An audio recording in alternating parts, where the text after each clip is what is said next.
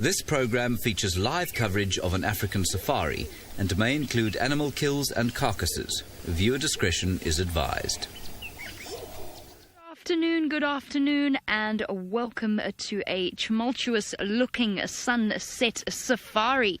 Now, my name is Jamie. This afternoon, Darby is on camera with me, and we're coming to you live from Djuma Private Game Reserve, which is in the Greater Kruger National Park area of South Africa. Remember, you can send through your questions on hashtag Safari Live on Twitter, alternatively in the comments section of YouTube. But first, before we get to that, a very warm welcome to North Landing Elementary, Shelton Park, and Parkway Elementary Schools. I hope you guys are really excited to go out on safari. Now, where you are, it is the morning. Your day is just starting. But here where I am in South Africa, it is actually going into the afternoon. And it is blisteringly hot. It is really hot. It's over 100 degrees Fahrenheit here. So we are all sweating a little bit. So if you notice us glowing slightly, it's because it's really warm as the storm approaches, because it is midsummer here in Djuma. Right, now we're going to go and look for all sorts of exciting animals on safari, so hold on tight. I want you to imagine that you're on the back of the vehicle with me.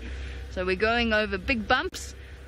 You've got to hold on to make sure that you don't fall off. Now, it's not just myself out here. There's someone that you haven't met. Her name is Lauren, and she has found the very first animal of the afternoon. Let's go find out what it is. Everybody watching from all corners of the world. Ahead of us on this very hot day today, we have a herd of impala. Now, impala is a different type of antelope. So I better introduce myself first. I'm Lauren, and I'm not an antelope, but these are antelope. And we have a cameraman with us today called Senzo. So going back to these animals here, they are very numerous around this area. There's lots and lots of them around, but these ones are boys. And we know that they're boys because they have horns on their head. So you can see that they've got the big horns sticking up, and that means they're boys. The females do not have the horns. So it's a very easy way for us to tell the difference between boys and girls. Now, they must be feeling the heat today as well because it's extremely hot. So you can see most of them are hiding in the shade underneath the trees. Now, impalas are very fast. So whenever they get scared or something comes, they will run away.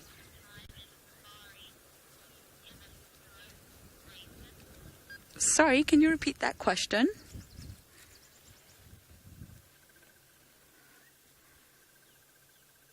I didn't manage to get that question, but I'm sure it will come through again.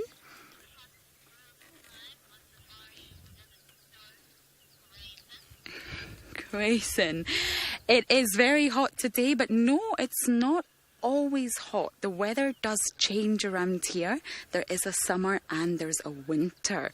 When I first arrived here in October, it was very chilly.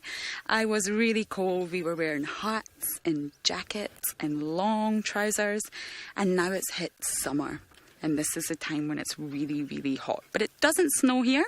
It does snow in my home country of Scotland, but not out here in South Africa in the Kruger National Park.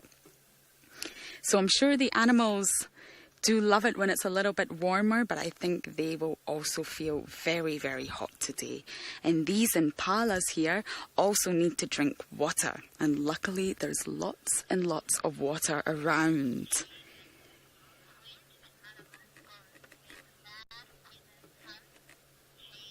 Hayden, what a good question. Where do the animals go when bad weather comes? Well, Animals, if it's really, really, really windy and stormy, sometimes they will head into open areas.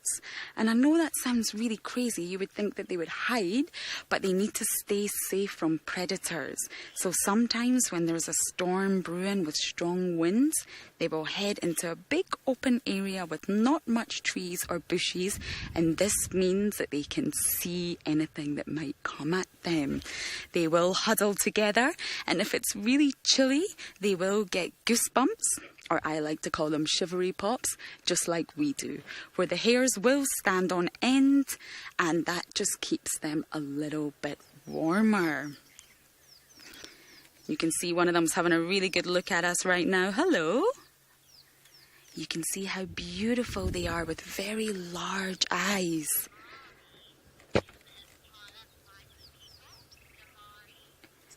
Do they fight people? Bite people, sorry. No, they do not. They're very skittish. So if we were to get out the car right now and walk towards them, which we're not going to do, they would run away. They don't bite people, but I think they do have quite a fierce bite. They are able to bite the grass and the shrubs that they're eating, and they do have teeth. So I can imagine if they were to bite you, it would be painful, but luckily they don't. And lambing season was not too long ago, so there's lots of little baby impalas around. But unfortunately, this is a boys' herd. This is all the boys together, so we can't see any mums or babies with them. Oh, they got a fright. Did you see them? They heard something and got a fright. They're very alert animals. Always alert to danger that could be around. Oh, so we're going to have a little look at what these impalas got scared at. But for now, we're going to send you all the way up to Kenya to my friend David, who has some big cats for you. Hello, boys and girls of North Landing Elementary School, and it's very wonderful to have you joining us today. We are in the Mara Triangle and in a very different country called Kenya, and you're very lucky to start with the lioness that's lying on the top of mountain. My name is David, and coming with me today is Archie. How is everybody doing? How is the new year? We're very excited to have you on board, and as my friends told you, questions, comments are more than welcome. Please keep sending them over. We'll be very happy to keep talking to you. All right, you're very lucky to start with the lioness that's lying on a Taman Mound, and we want to find out why she is lying there. Two reasons. Number one, she is trying to get some warmth because it'll be a bit chilly. And number two, as you can see, she has a vantage point to look around and see what could be happening. Maybe looking for an antelope. Number three, there's a possibility, if you look carefully there, there's a small burrow or a small den, and maybe there's someone who lives there, and I'm guessing maybe a warthog. So, if that warthog comes out and that lioness will see it, she's definitely going to jump on it, and she's going to have some dinner. Well, in Kenya, as I said, a different country from South Africa. We are further north, and it's much cooler than it is in South Africa.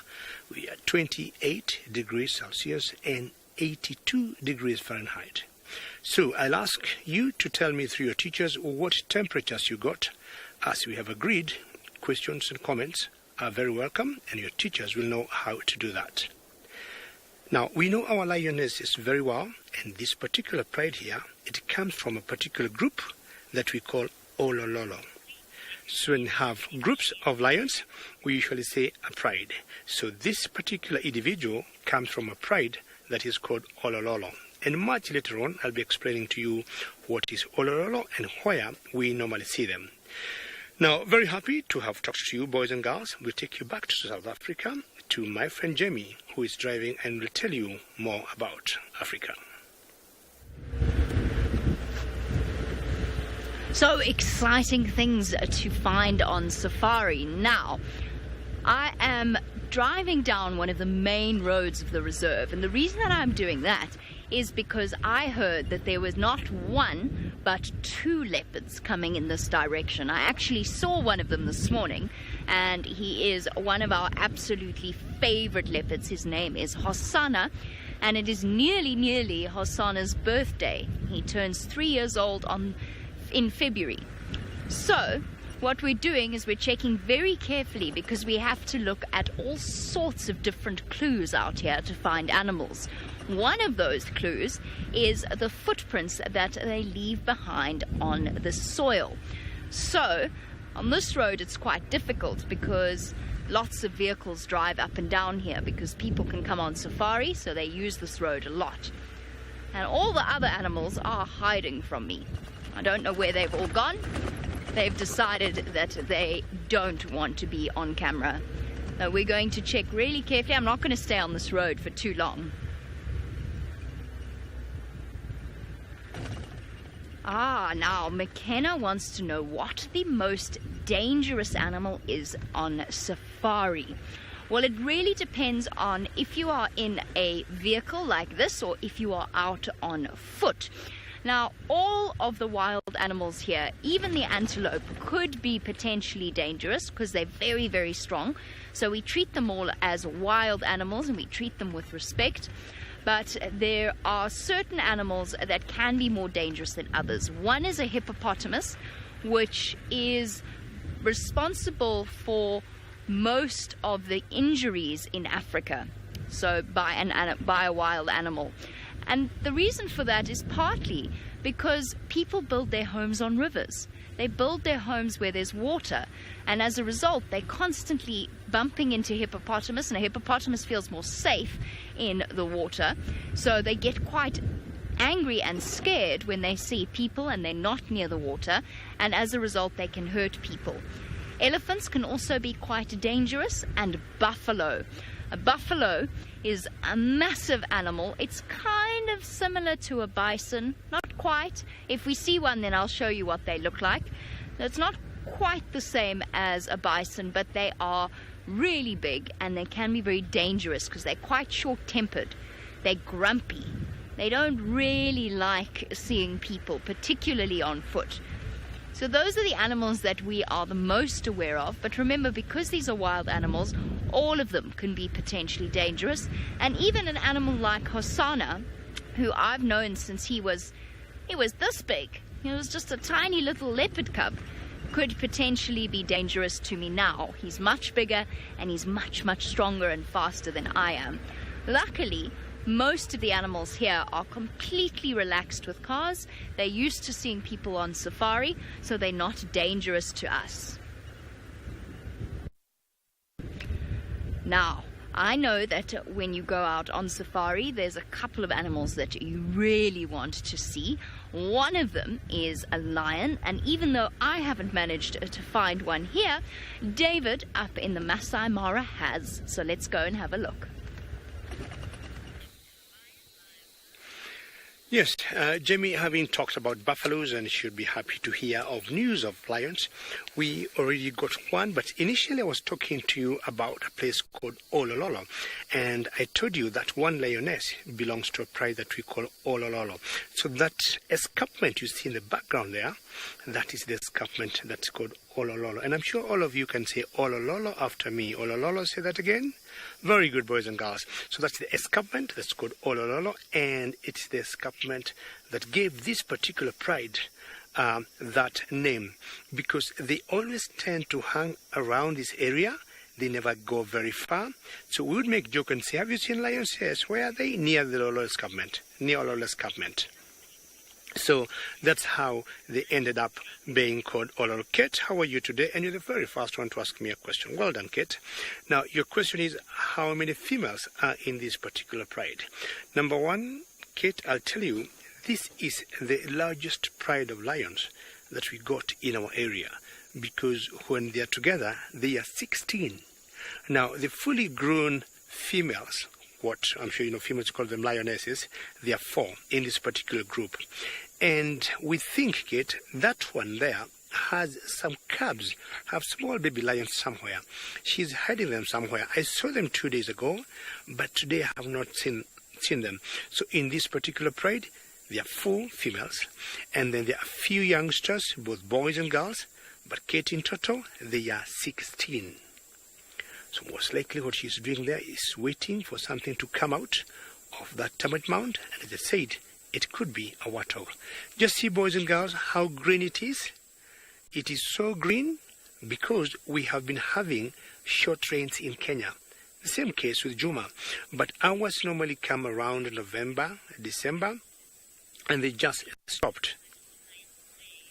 Edith, good, and you'd like to know how much lions weigh. Now, the fully grown girls, like that one you see there, could be anywhere close to 200 kilos. Let's talk about 400 pounds, all right? That's the fully grown ones. You see that one there? She is a big mama. Now, some boys that are very heavy, when we give them on the higher side, we usually say they could be 230, 240 kilos, or almost 500 pounds. Can you imagine? So I want to tell you that one lioness is heavier than each one of you in the class. How wonderful is that? Even it's heavier than me. So I might look big as you can see me, but when you lift that lioness, I can't lift it like that because it's very, very heavy. All right, boys and girls, it's not bad to see lions, and I'm sure we have had a good start. So what we'll do, we'll move on and see whether they can get more animals. And I'll tell you, in Africa, there are animals that we call the Big Five, and my friend Lauren has one of them.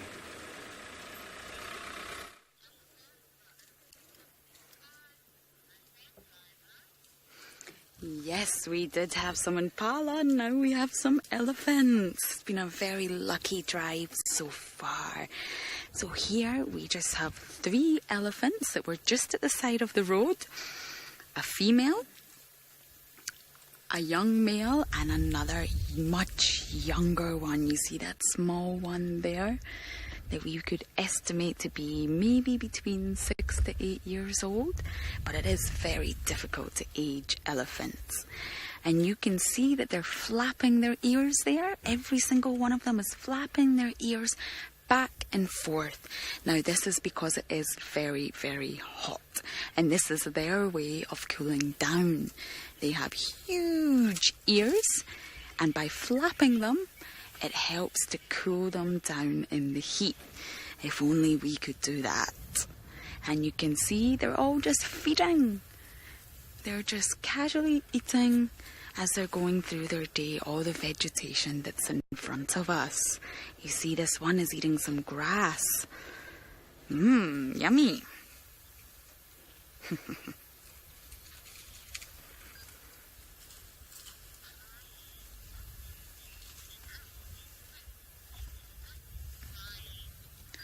What do we do when an animal gets hurt? That's a very difficult question. It's an interesting question because it's very hard to see an animal get hurt. It's not easy for anybody when the animal is injured or sick. But here at Safari Live, we are just observers. We are just watching. It's not our place to interfere with the animals. They're going about their daily lives here.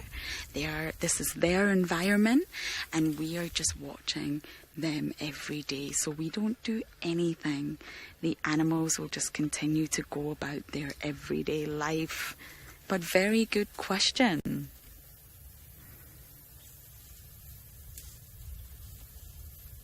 You can even hear the branches of the trees breaking as the elephants snap them off.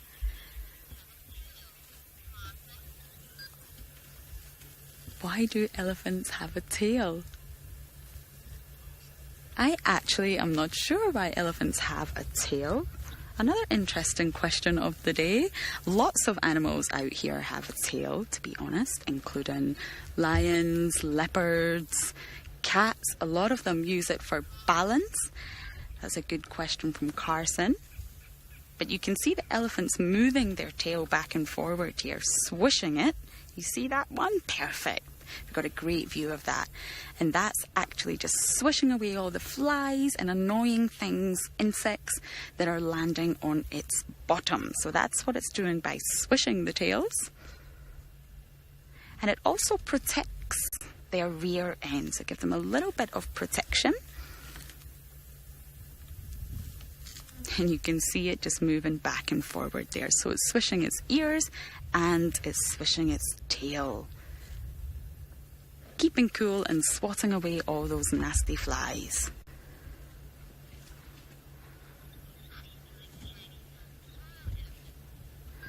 So it seems like today is going to be an elephant type of day. Jamie, who is also here with us in South Africa, has more elephants. So let's go across to her to see them. This is awesome. It really is an elephant type of day.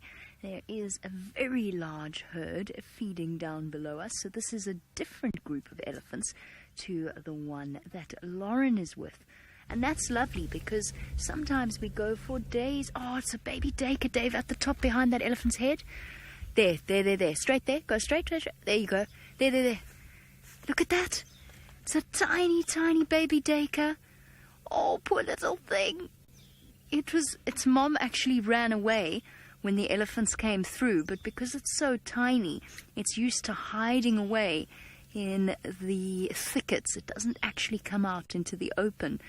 So that's a tiny, tiny little antelope. It's probably the size of a small doggy. Oh, cute. It looks so small next to the elephants. But it gave the elephants a little bit of a fright as well. Oh, sweet. Okay. Cute. Hiding again. All right, Dave, I'm just going to shift slightly because it looks like they want to come through here. So I'm just going to go up around and move myself into a better position. Now, I said to you that the elephants got a bit of a fright when the Dacre ran away. There goes the mom and the dad of the little baby. They're running this way. I'll try and find them again for you in a moment. I'm just going to move slightly for these Ellies because they are a little bit unsettled. Oh, shame. That poor little Dacre must have got such a fright at these big feet stomping towards us. That's not very nice at all when you're tiny like this, just that big. There's one of the parents. That's one of the parents of that little antelope that we were seeing. Oh, it's running away now. There's a second one off to the left of it. There it goes. There we go, jumping through the bushes. Okay, let me move for those Ellies so you can see them.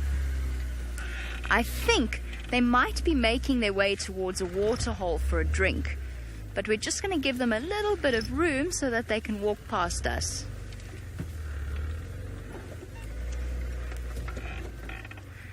Maxwell, a very good question because there's lots of little baby elephants here. Maxwell wants to know if elephants have milk for their babies. And the answer to that is, hey, big girl, yes, they do, absolutely. They do have milk that they feed their babies, and they actually feed their babies milk for a really, really long time. So generally, human beings, depending upon the person, they feed their babies for a couple of months, maybe a year or so, sometimes a little bit more. But elephants can actually feed their babies milk for 3 years and sometimes even up to 5 years of their lives, which is really, really very cool. So yes, like all mammals, elephants have milk for their babies, and that's one of the ways that you can tell a female elephant from a male elephant, because if you look between their front legs, you can actually see that they can produce milk. You can see it in their mammary glands. This is so lovely. They're all climbing up this very, very steep hill, and I think making their way towards the water. Sometimes having to walk on their wrists to get up this hill. And Raymark wants to know who is the leader of an elephant herd. Now, it might even be that individual that climbed up that steep slope. So an elephant herd is led by a female called the matriarch. And the matriarch is usually one of the oldest females. Oh, look at the babies at the back. Isn't that cute? Tiny, tiny little baby elephants. Also looking to see if they can get a drink of milk. So the matriarch is usually one of the oldest and most experienced elephants. And what they do is they decide where the elephant herd goes, what they do, where they go to drink. Look at this, it's so lovely. Hi guys. They move nice and slowly so we don't upset them. They're walking right past me. I can smell the grass. They smell a little bit like really big horses. It's one of my favorite smells in the whole wide world. And you can hear them walking through the grass. So cool. This is a little boy. He's walking right in front of us. He's obviously smelt something that he wants to come and eat right here. Look at the thickness of their skin. Awesome. Now Gillian wants to know, and this little one's still got tiny tusks, he's still growing his tusks. Gillian wants to know if elephants use their tusks to fight. They do, particularly the male elephants. But elephants use their tusks for lots of different things. Now, I will move in a second because I know you can't see the elephants, but they're right behind me, so I can't actually shift around. So elephants, remember that a tusk is a tooth. A tusk is just a tooth that grows in a very, very different way in elephants. There we go. Oh, look, there's so much to see out here. There's a bird of prey as well, soaring through the air. That is a vulture. And that is the type of bird that cleans up all of the dead material out here. So if an animal dies, it will be eaten. And the vultures do a very important job of making sure that this place is kept clean by removing all of the rotten meat that otherwise could potentially cause disease. So vultures are not a very pretty bird, and a lot of people don't really think that they're that important, but they actually really, really are. Now, I was telling you about elephants' tusks while we do a little turnaround. Elephants use their tusks for a lot of different things, not just fighting. What they often use their tusks for, especially here in South Africa, less so in the Masai Mara, is to dig into the ground with their feet as well. So they use their feet, then they use their tusks like this, and then they dig a bit more, and that's to get tubers and bulbs out of the ground. They also use them for scraping tree bark. Or sometimes what they'll do is they'll use their tusk to break a branch. So they grab it with their trunk and then they rip with their tusk. And that way, just have to reverse backwards. That way, they actually rub a piece of the tooth so that it's missing. Now, there's a big water hole up ahead, and I'm very excited because I think we're going to get to watch them drink. We just have to wait for them to go in front of me. They've already had a bath. I can see some of them are dark in color, so they've already had their daily cool down. So elephants, when they love water. They absolutely love water, especially when it's hot like this. They go up to water and they drink first because they don't want to drink muddy water. Then they grab big trunkfuls of water. So they pull it up through their trunk and then they throw it over them. And sometimes they even go swimming. Did you know that an elephant can swim? Not only can they swim, how many of you, hands up if you've been snorkeling? Have you ever been snorkeling? Now, elephants can use their trunks like a snorkel. So they go swimming, and then their trunk sticks up out of the water, and so they can breathe. Isn't that cool? So they're coming up to the water hole now. Let me just speed up a little bit now that they're moving very quickly. They've clearly got something in mind that they want to do, and I think it's have a drink here. Now, up until a few weeks ago, there was no water here at all. It was just dry mud.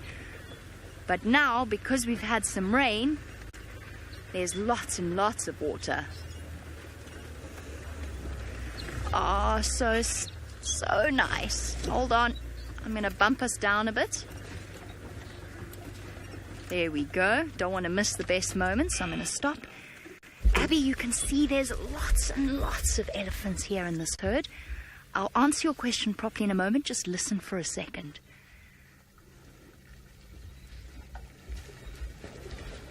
the tiny baby going down the hill.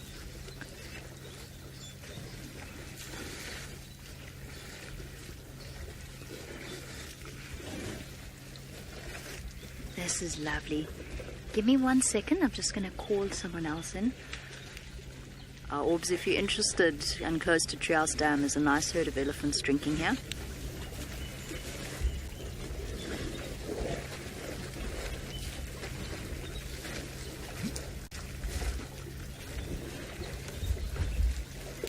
You can make your way.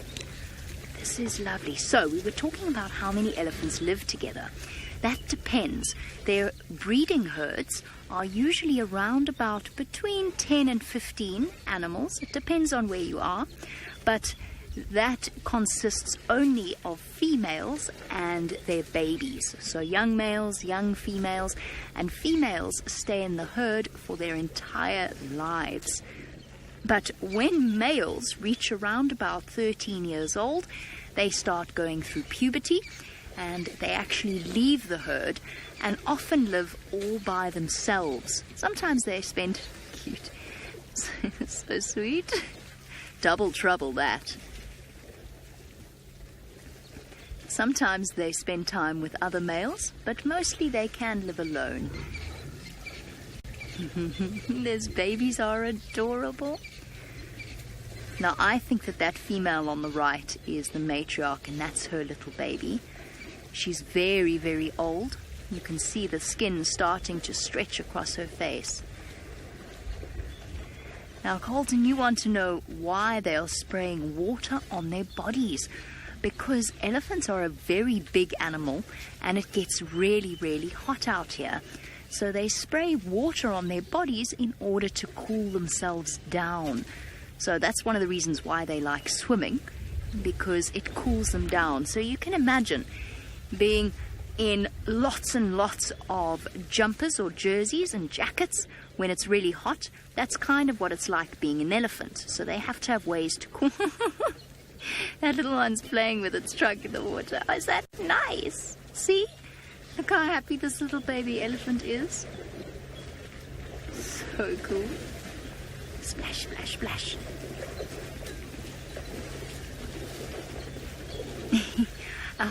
The other way that elephants cool down is they use their big ears. So their ears are full of blood vessels. So kind of like if you hold your palm of your hand out and you stretch your fingers right back and you look at your hand, can you see all those blue lines on your hand? Oh, hello. You see all the blue lines on your hands? Those are types of blood vessels, and they bring the blood close to the surface of the skin.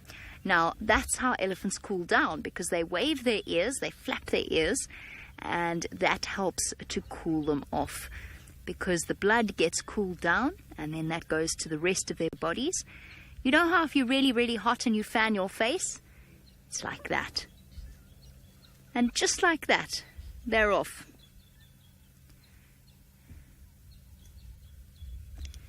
Connor wants to know, how do they breathe without opening their mouths? Well, Connor, their trunks are kind of like noses. In fact, not even kind of like. Their trunks are noses. Oh, that's a terrible sentence. Let me try and explain this properly. Imagine if your nose stretched out really, really, really, really long. Then it would be a trunk. And that's basically what elephants have. So they have two holes at the tip of their trunk, and that goes all the way up the trunk to their heads and then into the back of their throat and then to their lungs. So they can breathe through their trunks just like you can breathe through your nose. Unless you've got a cold, of course, in which case you probably can't.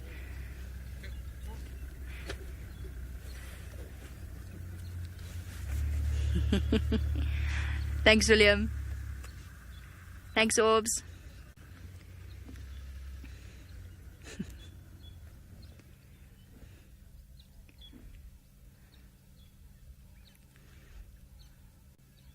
All right. Our elephants are off and moving, and we might not be able to stay with them. So while we go and search for other exciting things to show you, let's jump back all the way across to Kenya, to David with his sleepy lion. Well, boys and girls, how lucky was that to see elephants, to see babies, to see them drinking and to see them in the water. Wasn't that cute?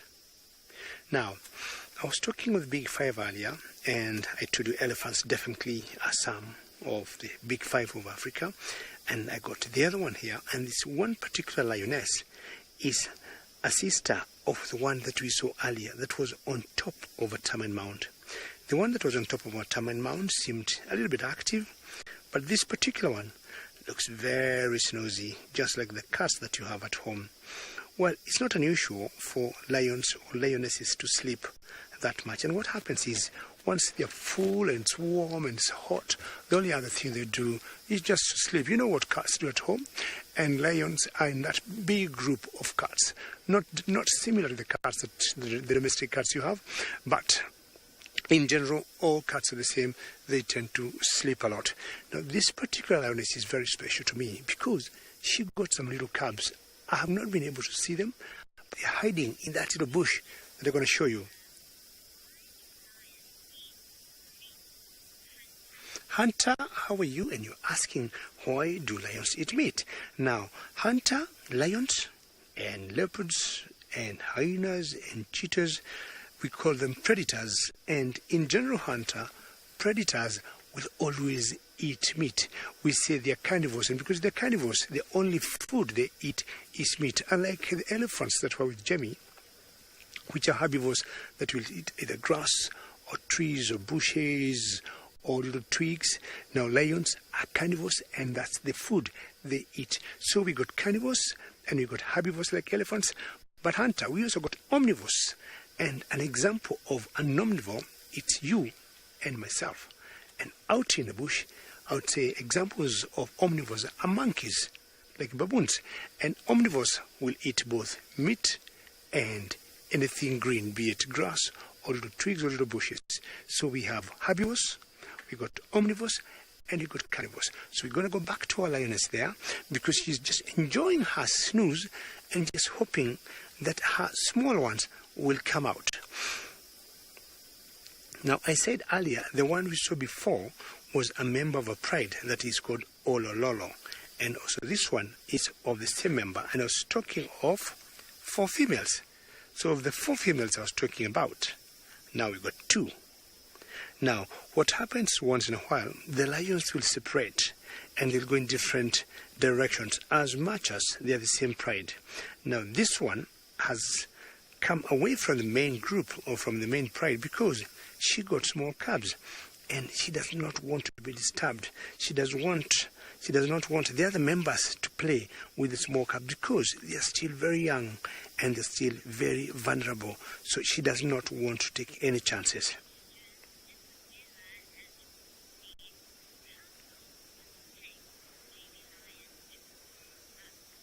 Isabella and Courtney, you'd like to know how long it takes for baby lions to grow up.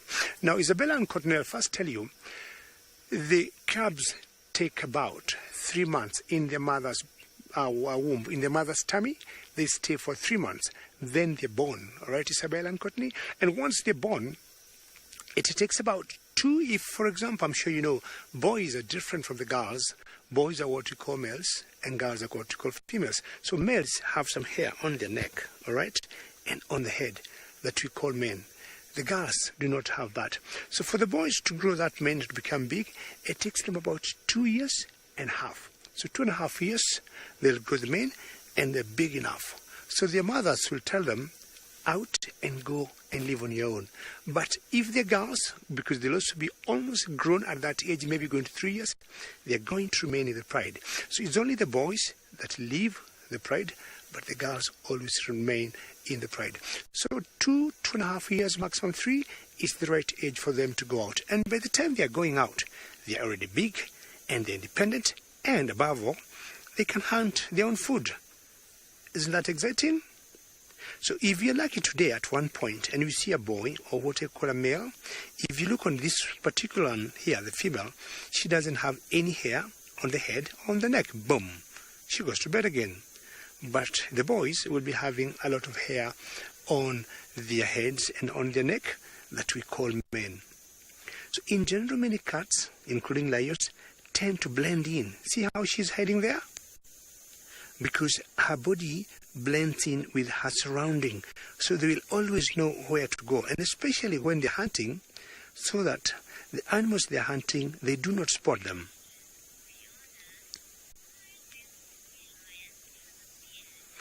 Aliana, you'd like to know why does the boy lion have a beard?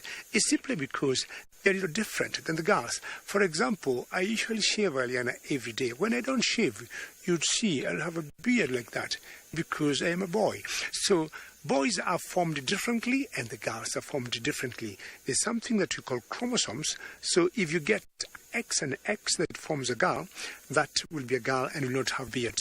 And if you get an X and a Y chromosome joining together, it makes a boy, and those are the boys that will have beards. And then they'll have to look different.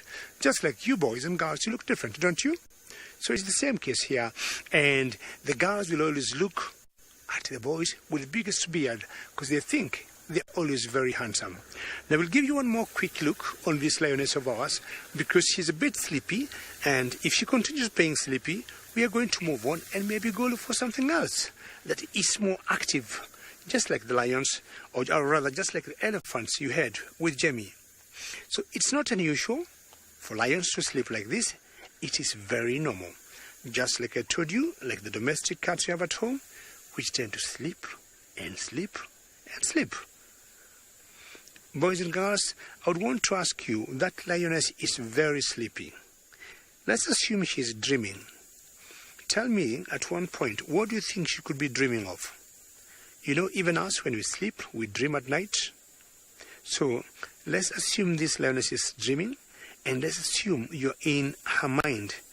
Just give me an idea. What do you think she could be dreaming of now?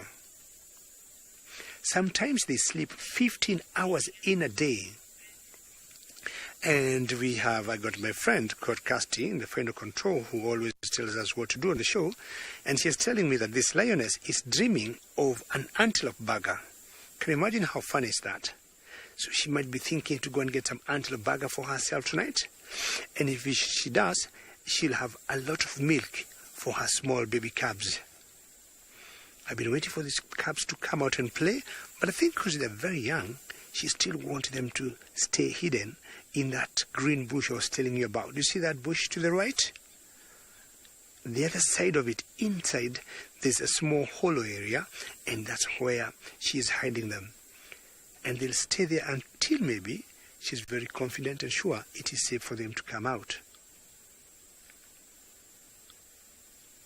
And you can see how quiet it is, and the wind is not moving, it's so silent. And this is a very special thing that we have here in the African wilderness. So 15 hours for the lioness to sleep is not unusual. If it was a boy, sometimes boys sleep up to 20 hours in one day. Can you imagine? But of course, that's when they have eaten well, they have enough water to drink, and they have nothing else to do. They just sleep because they almost have everything else that they need in life. So there, did you see that, boys and girls? I told you, the cub might come out. See how small it is? We just saw some splits of seconds of her face. There she is. Aren't you lucky, boys and girls, today? Oh, this has made my day. Yeah, very cute. I've been very patient here for a very long time, hoping the mother is going to call them, but the mother looks sleepy. There she is. Boys and girls, look at that tiny, tiny baby. I can tell you, I think she could be less than 2 weeks. I am not sure when she was born, but I'm guessing she's definitely less than 2 weeks, maybe 10 days old. Isn't that cute? Now, the lionesses will always give birth maybe 1 cub or 2, sometimes 3, and if they give more, if they give birth to many cubs, it's always 4. But in general, the average is 2. That's the average for the lionesses to have baby cubs. They'll always get 2. And I guess this is one of the 2. There she is. Are you playing with another one, or are you alone? Yay! Look at her. I'm even guessing these cubs were born in the new year. What do you think? Yeah, there are 2 there. So it means this mother has done very well. She got 2 cubs. And if today is the 8th of January, and we see, whoops, look at that, boys and girls. Yeah, remember as I told you, or we told you, should you have any questions or any comments, please send them through your teachers.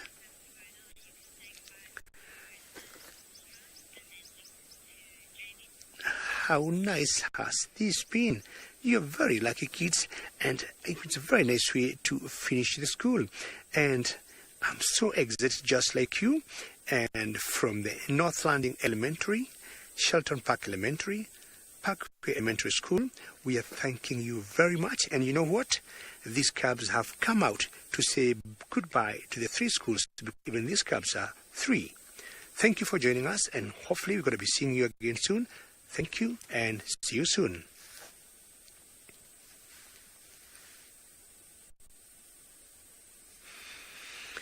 How wonderful to see cubs. As a way to see if they'll come out a little bit further, we'll take you back to South Africa to Jamie Patterson.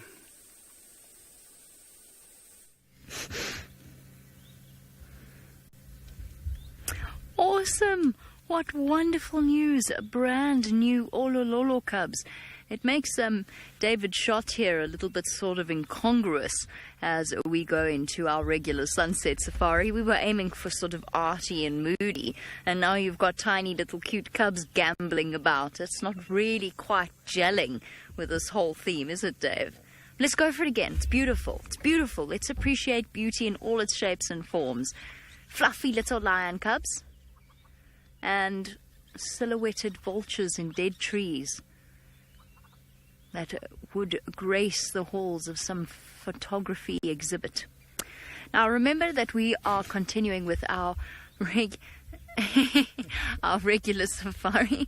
You can send through your questions on #SafariLive on Twitter. You can get hold of us in the comments section of YouTube.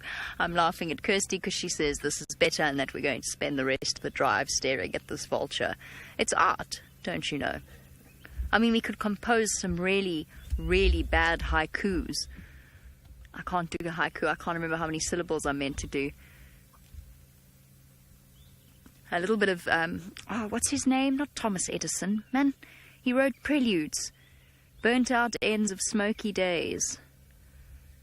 What is his name? It's gone out of my mind. Help. Can't think of what that poet's called.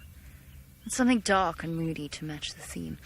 Speaking of dark and moody, or the opposite of dark and moody, I'm going to move on from our vulture, for it is not entertaining me anymore. Unless you really want to compose a poem for the vulture, in which case, please do. We'll add it, we'll screenshot it, print it out, and then put it on a white wall with a little notebook next to it. Anyway, never mind. Moving on. We went back to the daycare, and I was going to stay so I could show you, but the parents were dashing about frantically looking for it. But then I realized we were actually scaring the parents, and we were making their job that much harder, and they were really agitated, so I left, because I just didn't really want to do that to them. So I'm sure they'll find their baby, but they'll do it much better when not hampered by the fear of this giant moving vehicle that, as you know, daycares don't particularly like. Now, why are there 2 vultures here? I ask myself, when Hosana was moving into this area. I do not have the answer to that. However, I do know that some of you will be very indignant if we keep you away from those lion cubs for too much longer. So off you pop back across to David and have a look at tiny, fluffy Olololos. Well, ladies and gentlemen, I have some wonderful news for you, because I got these bundles of joy here, 3 of them, with this beautiful lioness, and just trying to groom her newborn cubs. Got newborns, I'm guessing they're just about 10 days old. And how epic is this? How cute is this, ladies and gentlemen? And for our regular viewers, welcome to the Triangle. And I'm so excited to be showing you these exciting cubs on this new year. And number one, my apologies, or so sorry, for having little technical hitches as we're bringing you this wonderful joys for 2019. We truly apologize. And for us to broadcast from the African wilderness, we got many challenges, but at the end of the day, we'll always be back in business as we are, with this one cub looking at us and these other two trying to nurse, trying to get some milk. And how exciting is this? I'm not sure I may have the right words to describe this sighting, and I'll be requesting you to say, wow, what cubs, how epic is this? I request you, I'm sure you know how to talk to us, and for those of you who are joining us now, this one female belongs to the Ololo Pride. I don't know where she wants to go. Don't go anywhere. Stay there and play with those cubs, please. Don't go anywhere unless she got very uncomfortable where she was. Oops, that's not very bad. She just went a little difficult angle for us, but it's not very bad. So I was requesting you to send me a tweet, a one-word tweet on hashtag Safari Live on Twitter, hashtag Safari Live, on what you think about this epic sighting of 2019. As I said earlier, this particular individual belongs to a pride that we call the Olololos, and she just gave birth, I would say, 10 days ago, maybe 11 at most. And it's so cute to see a mother with her new cubs all new year. So it's time to nurse. We've been here for quite some time, hoping they'll come out, and finally our patience have paid.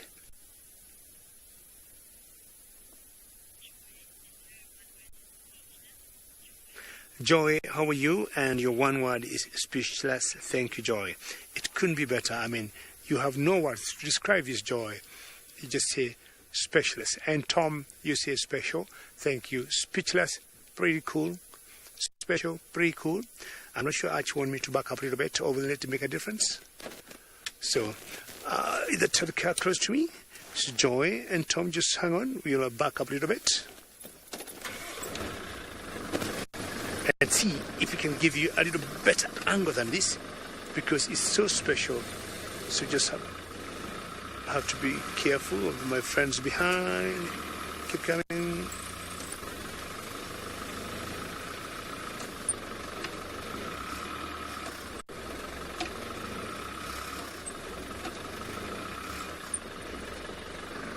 Okay, let's see what we can see now. I just backed up a little bit and I hope it's going to make a big difference. And look at that. So that's a mother, and she got 3 cubs. I am not sure whether this is her first litter. I would guess it could be her second or third, because she's one of the oldest females in this particular pride. And many beginners or many first-timers will have a litter in general of 1. If all the 3 cubs are hers, I think she has done very well, because there's another female that's not very far from here. And I've been thinking most likely they gave birth at the same time. I'm not sure about that. But if you look at them, they're the same age, and chances are this could have been a pretty good mother to drop 3 cubs. So what I'm trying to imagine is to wait and see if she's going to reposition herself, come out a little bit in an open area. We can be able to bring you better sightings or better visuals of her as we wait, and maybe hopefully whether myself or might take another position. Let's take you back to Jamie, who got some Ellis.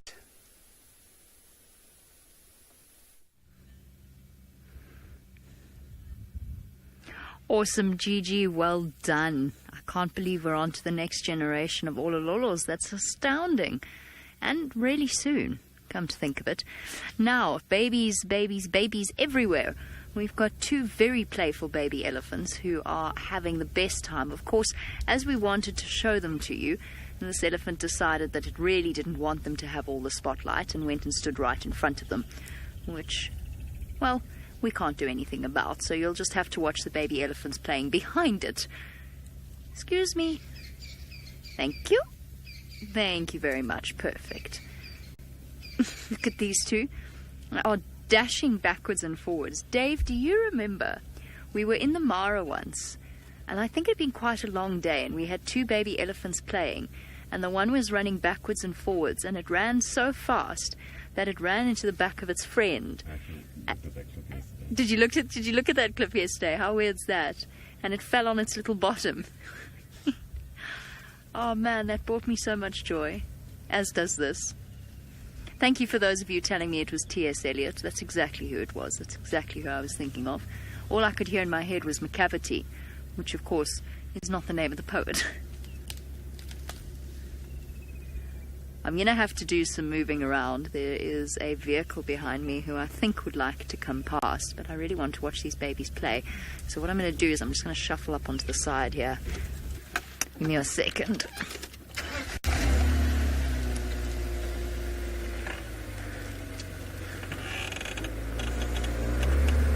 Up we go. Sorry, bush willow. I'm just going to bend you slightly temporarily. Don't worry, it'll spring back up as soon as I move off it. I think they've got enough space there. Okay, I'm out of your way. It will bounce back. It'll be as good as new. My tire didn't go over it. Oh, why must you play behind the tree? Come and play in the road. Like a good little elephant. I'm so happy the Ellies are back. It's been days worth of absence. I've felt it in my very soul.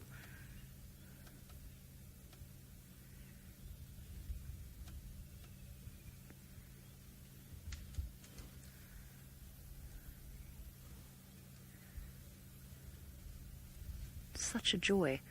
Actually, Tristan and I were just talking about this last night, actually, after his Safari Lives chat about elephants.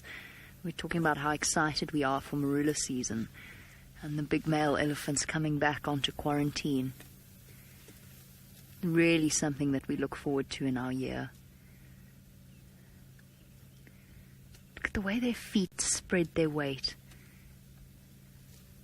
Not quite silent.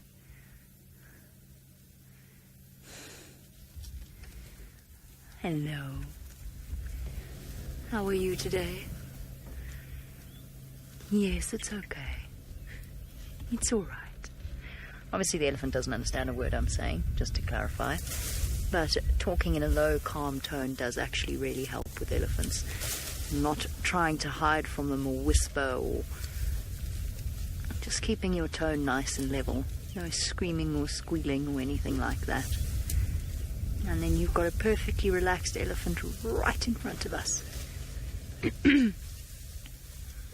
Now, I have to tell you folks that this afternoon I'm being directed by Kirsty, who is all the way in Johannesburg.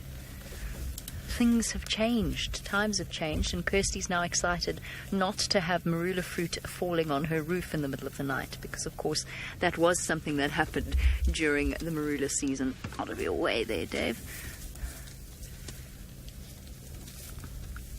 I, of course, am not excited because it means that they're all in Johannesburg. Oh, bonk!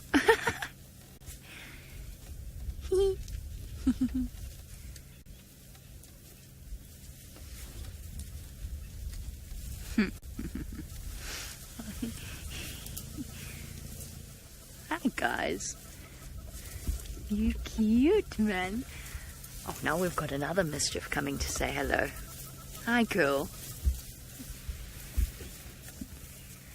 Nico viewer, welcome to the safari. You want to know if they ever eat soil? They do.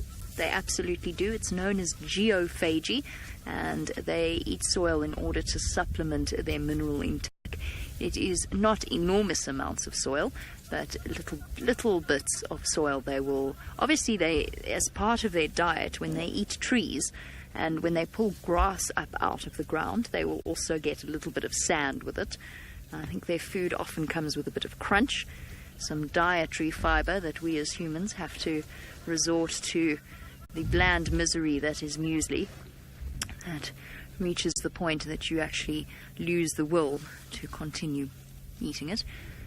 But they do eat a little bit of soil. They will also go to specific areas where there's high mineral contents. It really depends upon where you are in Africa and where the elephants are. And they will go and they will get They will move to those areas specifically to supplement their mineral intake. Why did you come this way, big girl? No, I'm in your way, but I didn't realize you were going to do a big loop around me. Sorry. Really didn't mean to. With your gorgeous bubbies. Sorry, big girl. I didn't expect you to come this way. Hey, beautiful. You are gorgeous. Hello. Hello. Oh, yes, run on those little legs.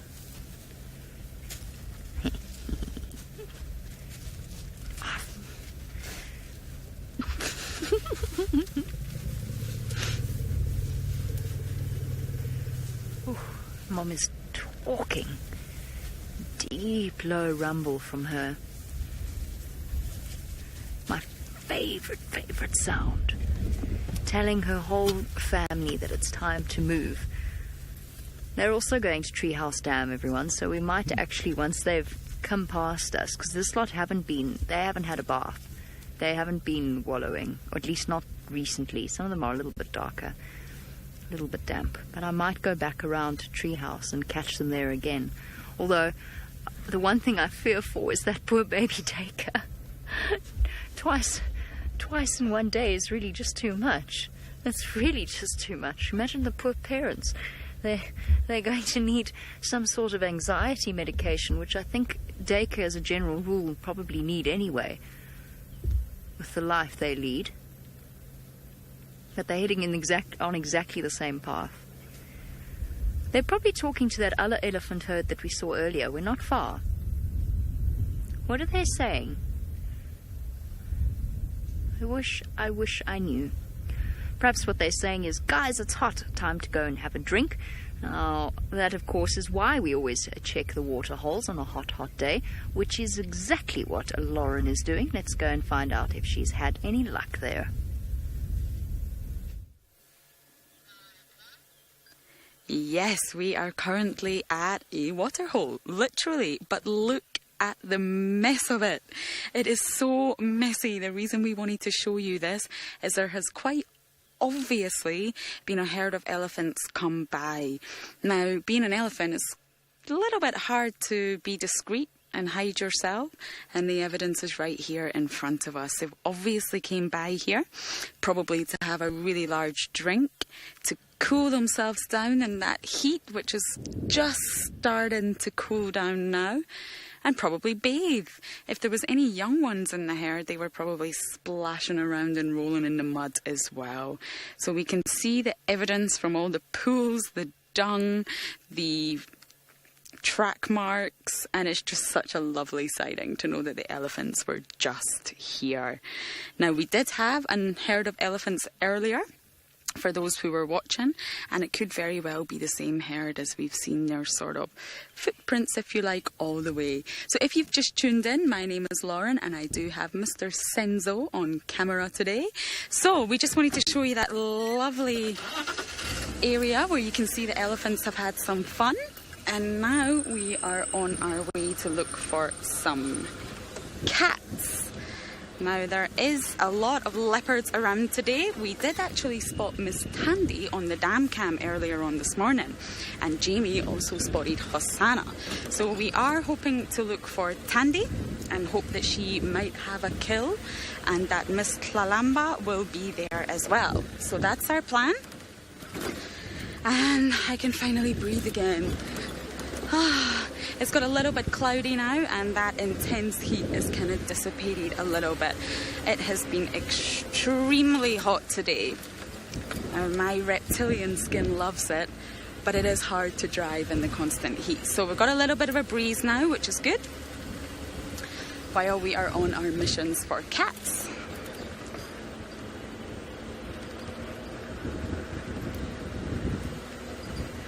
So while we look, because we're determined to find today, let's send you all the way up north to David in Vimara.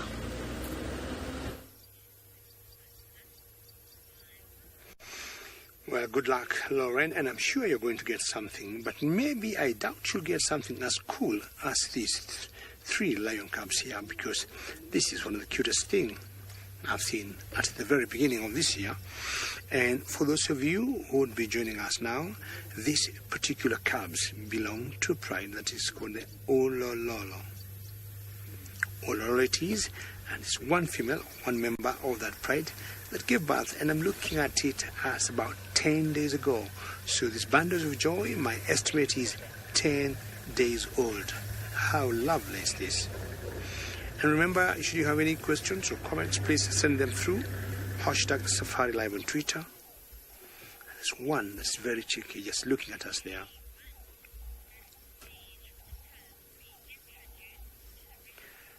Trevor, you'd like to know how or what, at what age will the cub be, or the cub be introduced to the rest of the pride? Well, there are a few dynamics that come in play here, because if the pride is so big, the mother might be a bit worried of introducing them too soon.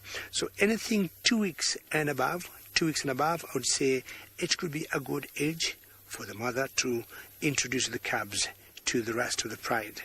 And like, you know what, meet your first cousins, here they are. So I'm guessing these cubs here, about 10 days old, because I had seen this particular female, and there were two of them apparently end of last year, and then they just disappeared shortly before the end of the year.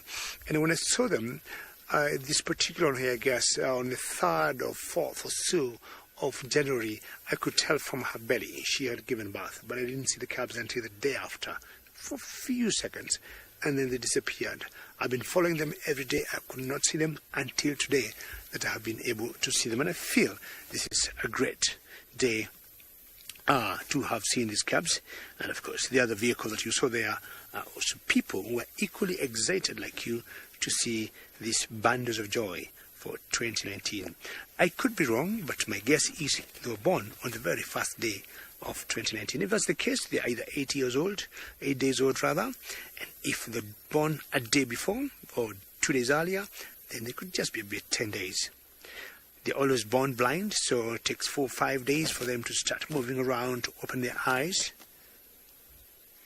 And once that happens, I'm sure the mother will be very happy to know her cubs can move around. Hello. Well done, Mama. My guess is this could be her second or third litter, not her first one.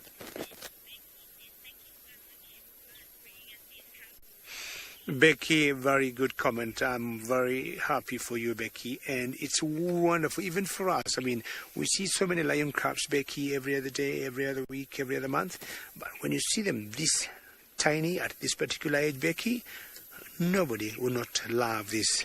And earlier, I had requested all of you, nice viewers, to give me a one-word tweet on what you think of these 3 bundles of joy. I had special, I had speechless, and I had put my own epic. So if anything you'd like to add on that, I'll be very happy. Hashtag Safari Live on Twitter. As these cubs, as they grow older, they definitely get the confidence to become more playful. And the other day I was talking with my friends Sydney and Tristan, and we were comparing cats, cubs of small animals. Ravinda, how are you? And always a pleasure to hear your name. You say it's magic. Yes, it is magic. And I'm sure, Ravinda, I follow a different pride that's called the Sausage Pride, which have cubs also, apparently 3, but much bigger than this, Ravinda. But I think, Ravinda, not sure I want to switch my love from the Sausage Pride to the Oloro Pride. I'm a little bit torn. But, I have followed the sausages for a long time. So sausages is another pride of lions that we call the Sausage Tree Pride. But, well, anything small in human eyes, I think, is always magical, as Ravinda says. Now, where did the cubs go? Definitely they could be somewhere behind that bush. And this is such a clever mother. She has chosen a very nice place. Just if anything goes wrong, she can quickly put them in there, protect them from the cold, protect them from the rain, and also possibly protect them from the would-be predators like, either hyenas or leopards. So she got a sister who is not very far from here, and that's exactly the direction she is looking at. And she's looking at the sister.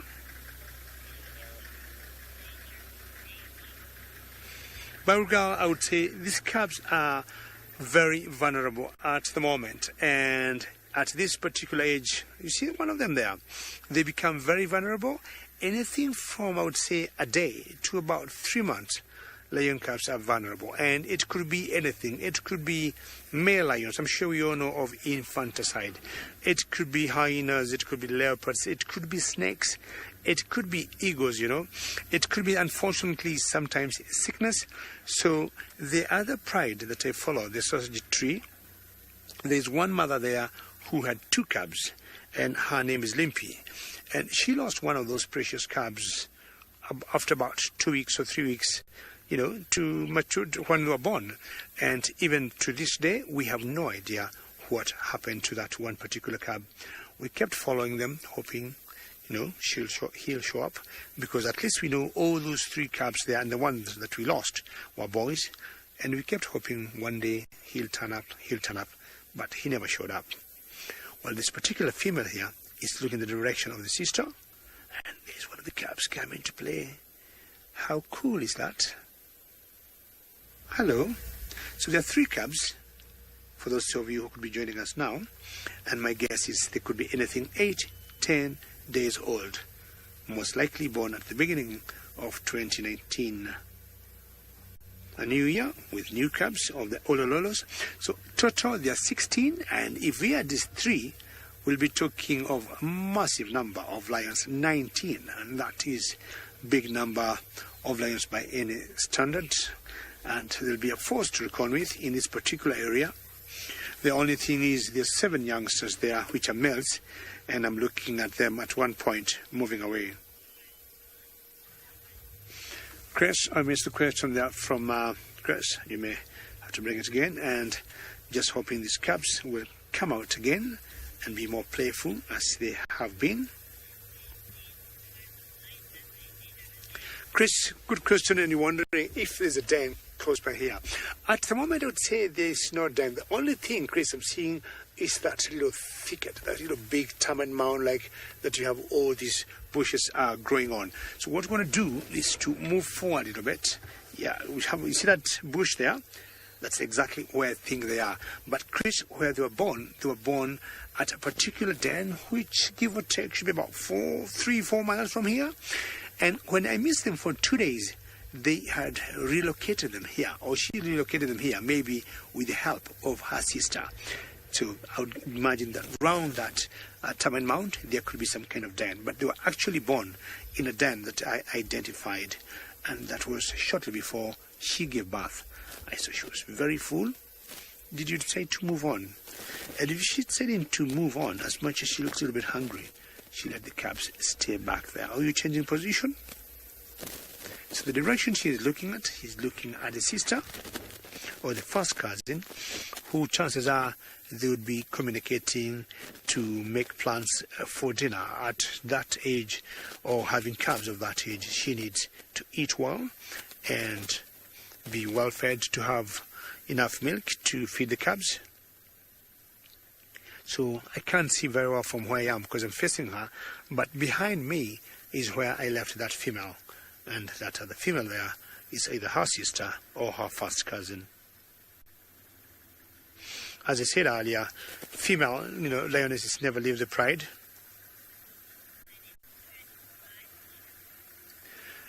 Nico viewer, I would say this lioness may have to stay where she is or with the sister until a time she is comfortable that she can introduce the cubs to the pride.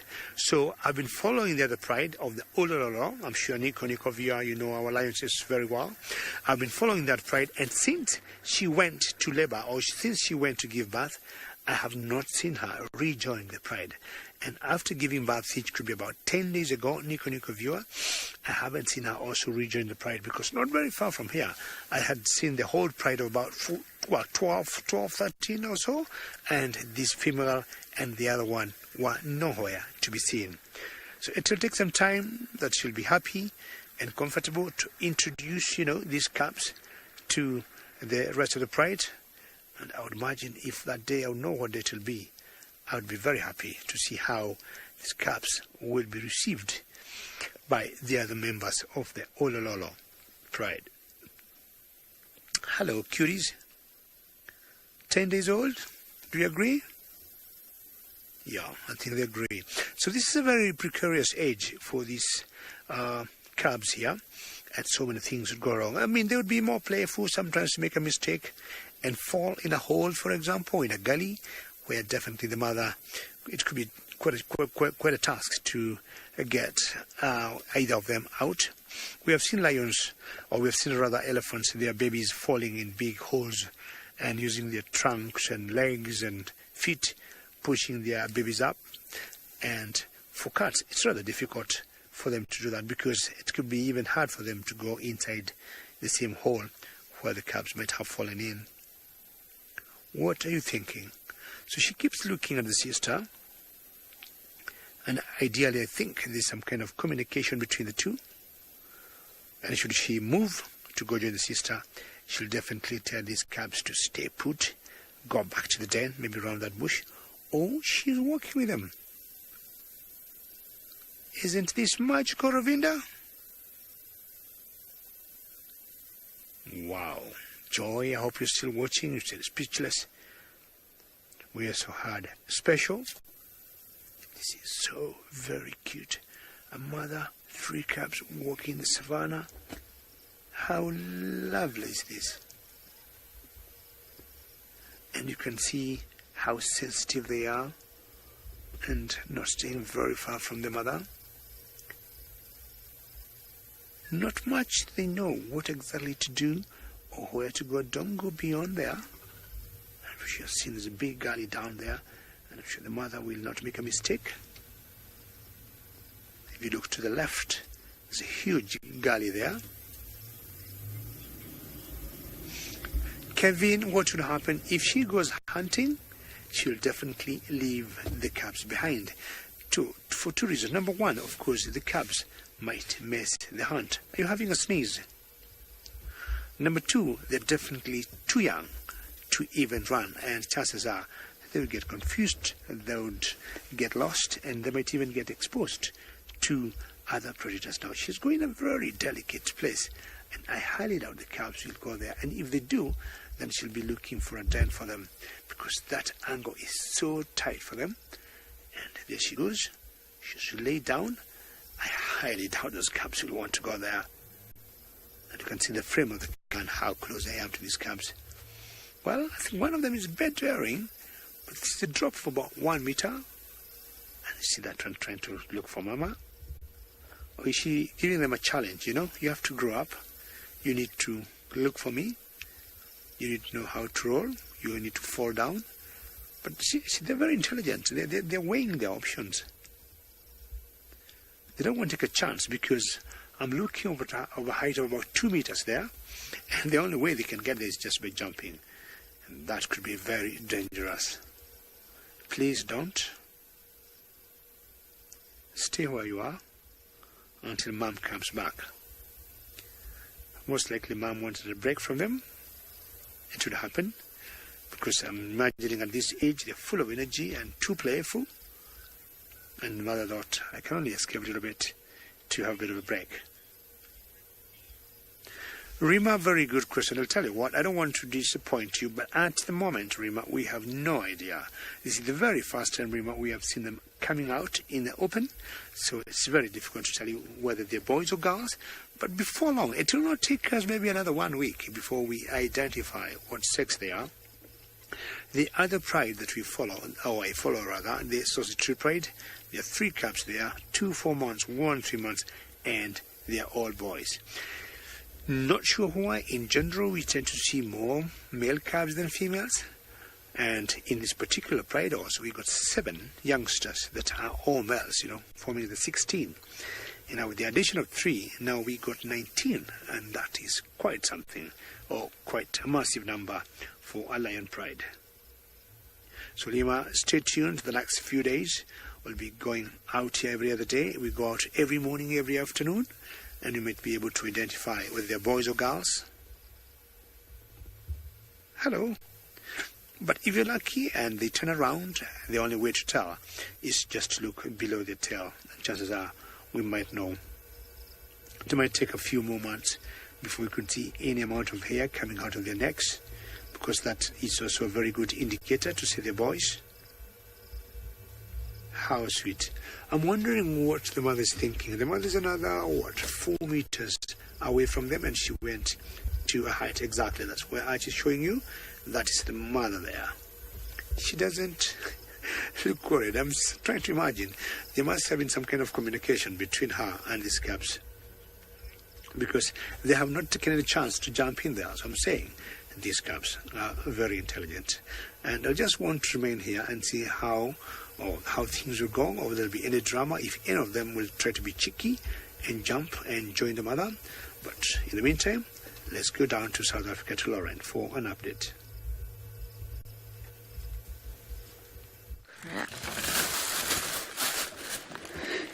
So yes, in case you haven't noticed, it is actually raining. Can you believe it? From the last time you saw me, the clouds have now brought some lovely rain. It's wonderful. We're all getting slightly wet here, but it's really not too heavy. The sun is still shining from this side and the rain clouds are coming from this side. But we do have a big beautiful bird off in the distance that we can show you. We just spotted when we stopped here. And now you're looking in the direction of the sun. So this is the area that's not raining too much. And here we have what looks like a batelea. From this angle, it's a little bit tricky to see because of the light, but you can see it's just perched on that tree there. Most likely relishing the rain. It is actually very difficult to see exactly what bird it is. We were just making a guess here. Can you see it moving in the rain there?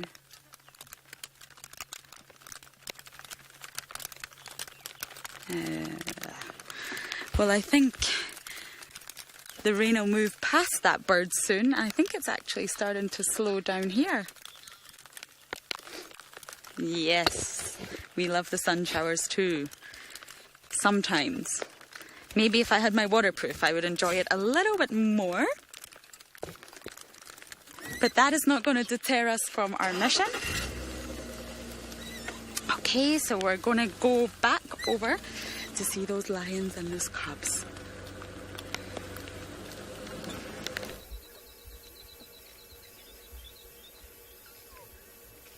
Well, Lauren, I'm sure you're imagining if you could be here yourself to watch this lioness with her 3 little cubs.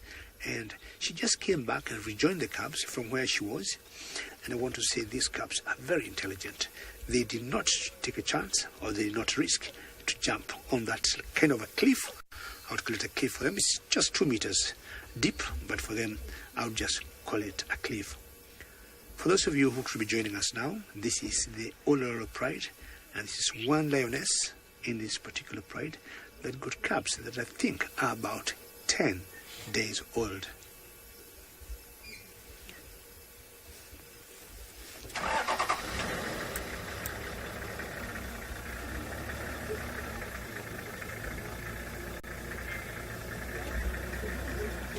A very good evening, ladies and gentlemen all over the world, and welcome to our Sunset Safari Drive in the Mara Triangle. And very exciting to have this particular sighting. My name is David, and with me on camera is Archie. We are coming to you live from the Mara Triangle in Kenya, and we have this very special sighting of a lioness with her 3 cubs. How lovely is this? Just to let you know, our drive is very interactive. So should you have any questions or comments, you may send them through using hashtag Safari Live on Twitter.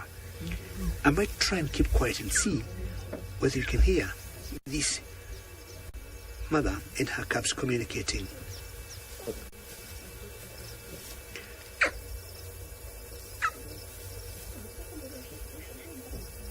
Very good. How lovely is this? This is so very cute. And this particular pride, we call it the Olololo, and this is one member of that particular pride. She got 3 cubs for herself, and I think They were born on the first day of the year.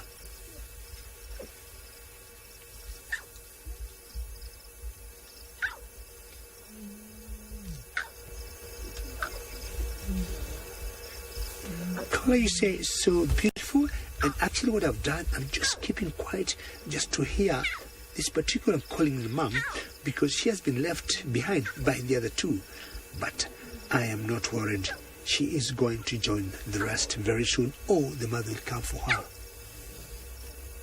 She's getting a little bit helpless now, and if we look down there, you can see the mother and the other two cubs very playful there. And I hope the mother is remembering she has one cub on the other end. I'm not sure that she's going to jump. Let's see what she's going to do. There she is. She's still calling mom. Can you see she's getting a little bit impatient now? And actually not sure what to do. And in the background you can hear some elephants just trumpeting. She's not worried as yet, but you can tell from her body language she is not very happy. Wow, I'm happy all of you can hear her calling, and that's the mother, and the mother has to do something. And the mother is either giving her some life lesson, come, roll down, everybody else came through that path, you can do it, come down, and there she's trying to go down. Please, calm down. The mother doesn't seem to be giving her hand. She's like, everyone went through that path. There are two other cubs, either your sisters or your brothers. They did it. And I think one is trying to go and rescue the brother or the sister. Oh, how sweet is that?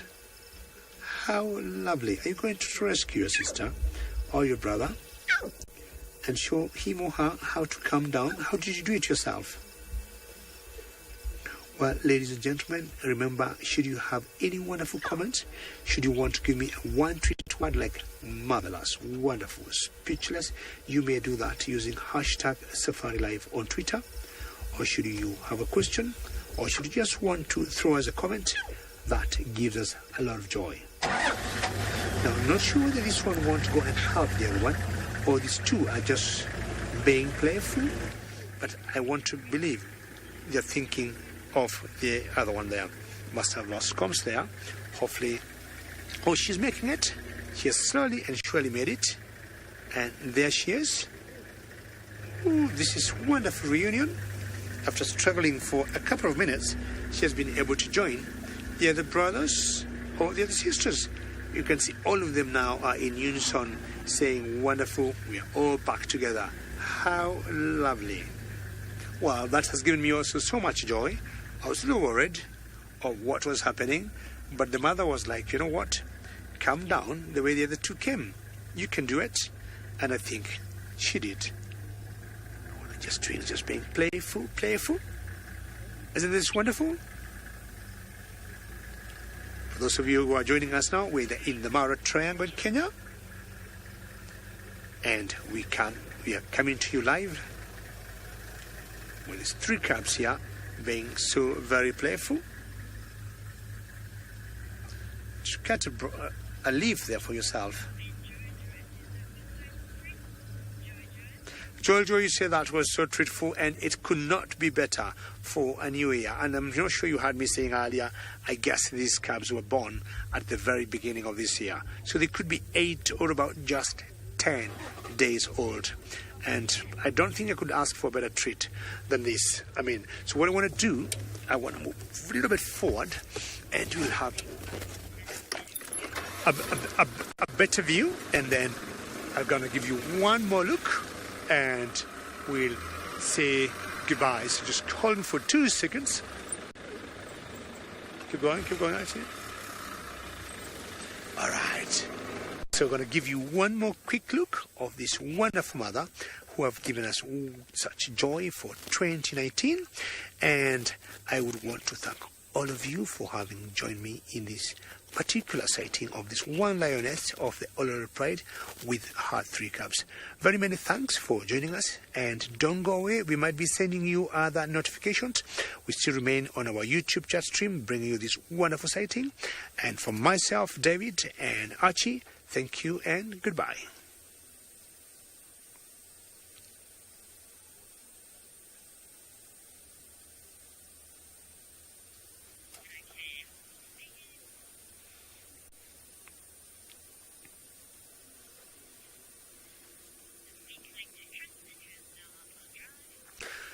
Very good. It could not be a better day for me than this particular Tuesday, and I think I have a reason when I go back to camp to eat 2 plates of dinner to celebrate this sighting. Well, as a way to see what these cubs might be doing with the mother, we'll take you to Tristan, who is out and about now. Well, David, indeed, you have been very lucky by the sounds of things this afternoon, and hopefully your luck will rub off on the rest of us, because it's been fairly quiet this afternoon. Other than the Ellies, not much has been around. Now, you may have noticed that it is no longer Lauren sitting in the seat of Rusty, and Rusty has been transformed with its rain covers, and so we have now protected it, of course, because the rain is going to stop. And so, anyway, this is the way it goes. But I should say hello to all of you. My name's Tristan, and on camera I've got Senzo, and Senzo has spotted what he's worried that I'm going to drive over. So don't worry, Senzo, I did see it. I just overran the mark a little bit with the brakes. But there in the road is a little friend that comes out when it is sunny. It's a little Speaks hingeback tortoise that has come out and about, and often see them when you get a little bit of moisture that starts coming down. These guys start to come out, and they'll start to kind of move around. It's exactly Kirsty. It's Gregory's cousin. Kirsty's very excited because Kirsty's been on leave, and so she's excited to see Gregory's cousin. For those of you who don't have the foggiest clue who Gregory is the Camp Speaks hingeback tortoise that comes in every day and kind of looks around for Kirsty. Kirsty was the one that first kind of looked after Gregory, and so when Gregory comes in, goes looking for Kirst, and Kirst then kind of keeps him healthy and makes sure he's looked after. And nowadays, poor Gregory walks around ambling, lost, when Kirsty's in Johannesburg, because all of our final control has been moved to Johannesburg. Now, no, Kirst, not at all. I would never. Anyway, let's get back to the tortoise at hand. The tortoise, as you can see, is now just trying to hide away from me more than anything else. Doesn't want to be seen, and you can see why they have the coloration of carapace that they do. It allows them to be able to camouflage quite well, which will then not attract attention of various predators that they have, from ground hornbills to hyenas to even lions and leopards potentially will try and chew down on these guys, as well as honey badgers. And so they get into these areas and they'll try to stay as still as possible. But the reason why they come out in the rain is generally because it's much easier for them to find water. Being slow-moving animals, when it rains, it allows them to find water quite close by, and they can then drink that up and fill up their bursa sac, which is a sac that they have in their body that helps to keep them hydrated through the dry periods. And whether that's in summer or winter, it doesn't really matter, as long as they can find fluid whenever it's available. And so you'll find them often walking around when it is raining. But this particular fella is, well, I say fella, he might be a lady, and then I'm being very, very, very unfair on him, but we're going to call him a him for now because he's the right size for a boy. Boys are often smaller of the two, so we'll leave him to himself. So Laurie, in the summer months, they'll be laying them now. For the next few, I would say probably the next month, we would see eggs being laid, and then you would find the little ones starting to come out. They're super, super cute when they come out. They're tiny little things like this, and they'll start to move. But normally it's the first rains triggers the first mating bouts, and then the subsequent rains after that, a few matings will take place, and you'll get, staggered through the summer period.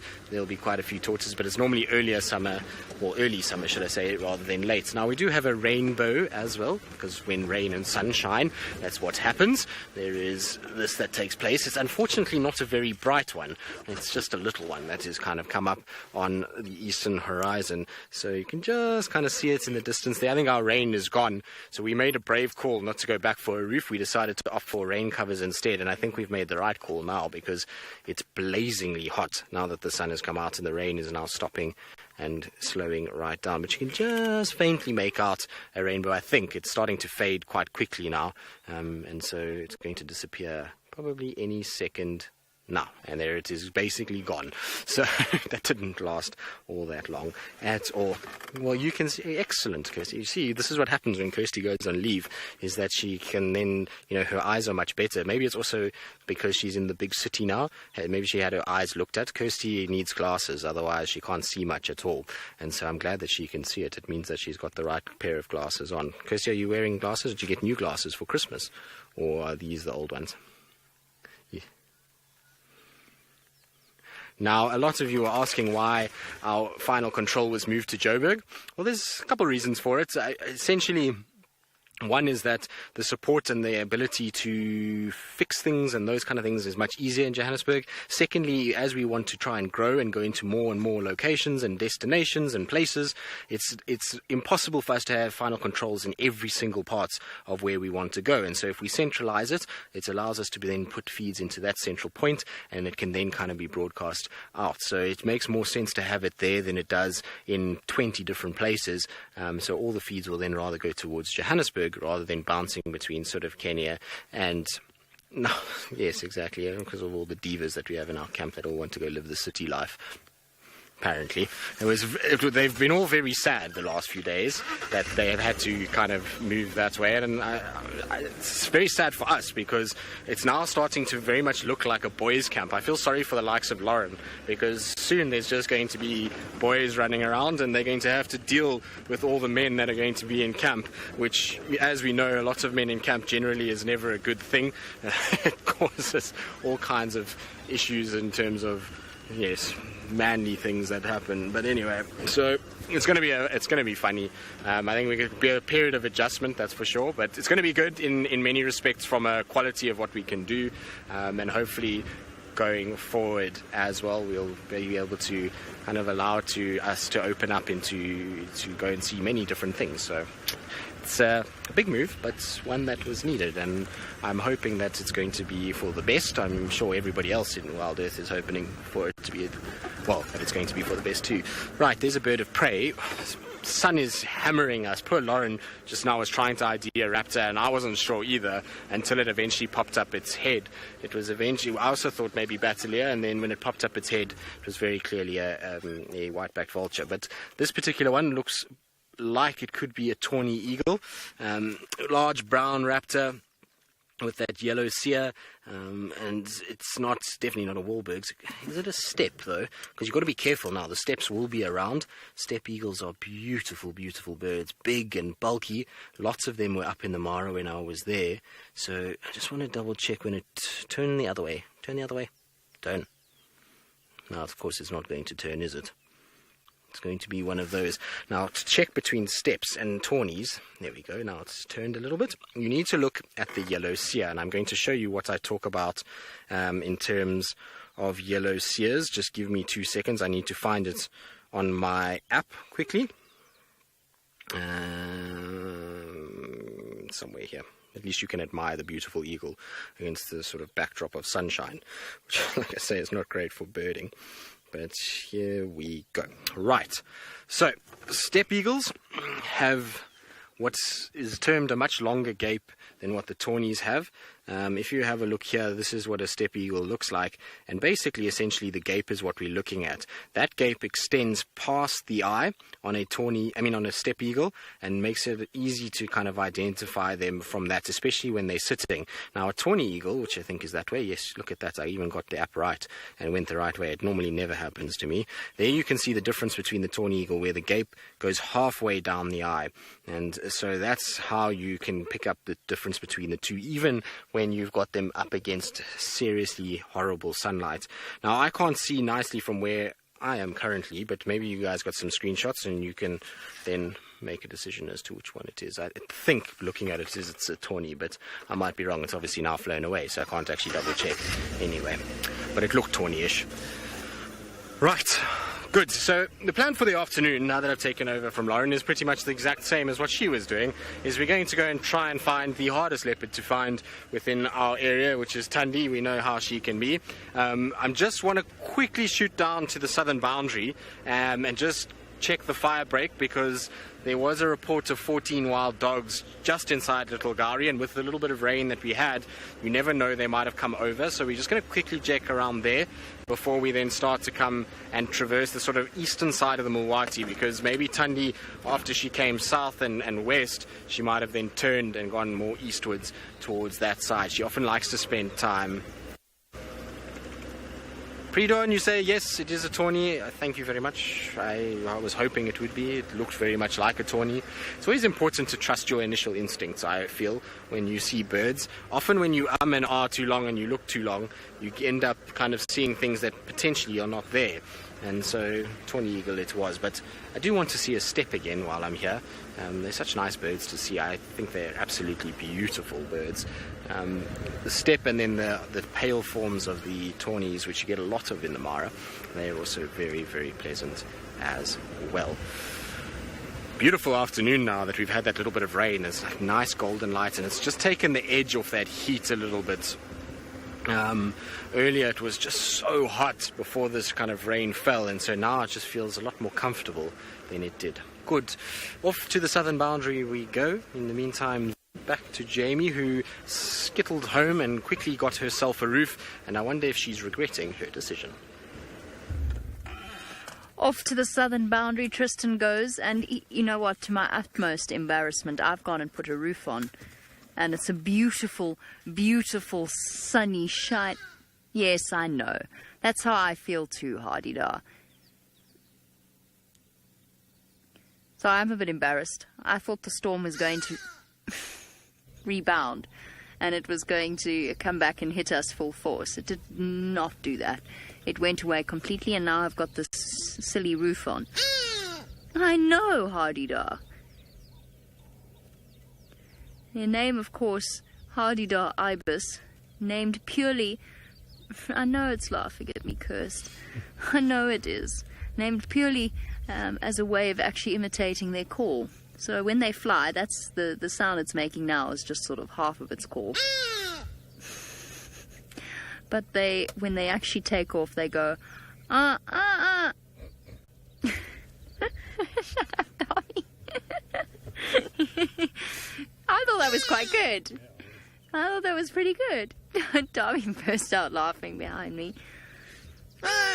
Even he's laughing at me. Everyone's laughing at me. I think I'm going to leave and go and hide with Hosana somewhere in the bushes. No, the reason I've stopped at this particular Hardy-da is they are a relatively common bird that we see often out here. Is I'm wondering if perhaps it's not going to choose to nest in the same jackalberry that it did about 2 years ago.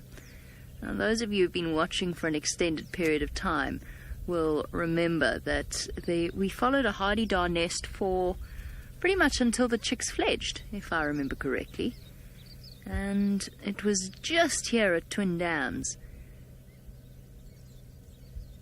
I neglect them all the time because all of us grew up with them in our gardens, screeching at odd hours.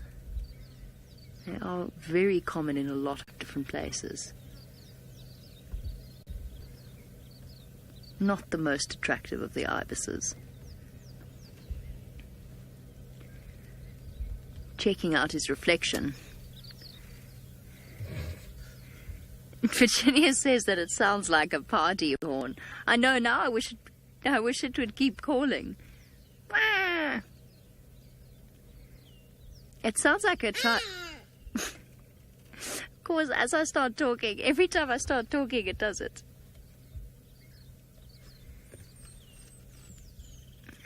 Reminds me of a child that wants to throw a tantrum, but isn't actually crying.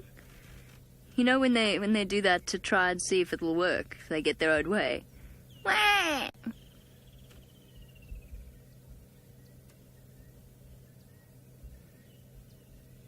Aligning all its feathers beautifully after that nice little downpour. I agree with Tristan, it's now absolutely stunning. The more you watch it, the fun...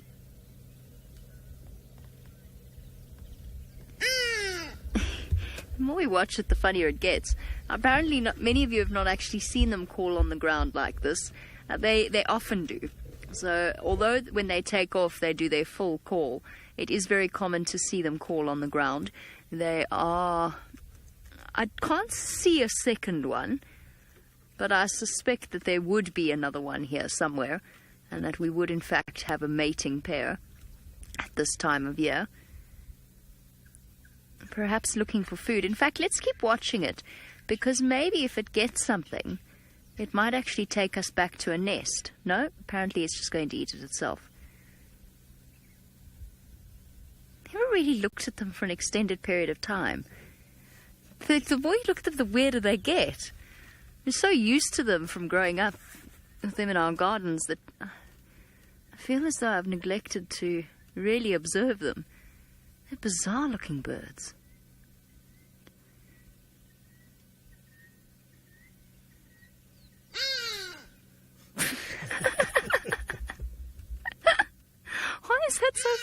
Why is that so funny? I don't know why, but it is. This has been a revelation.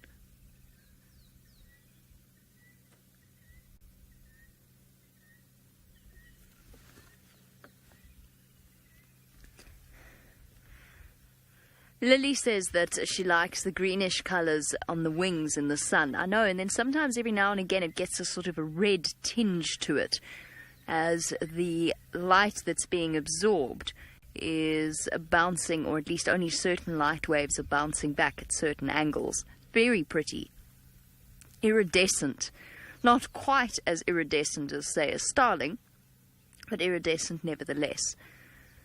And you can sort of start to appreciate them more when you look at them like this. I'm ashamed of myself. I have never fully appreciated a hardy-dar, or if I have, I've forgotten. Arbeard would like the hyena? The hardy-dar call as a ringtone. The reason I said the hyena is because our amazing ops manager, Steph, I feel as though you could have that as your ringtone as well. Just add a spur fowl to your list.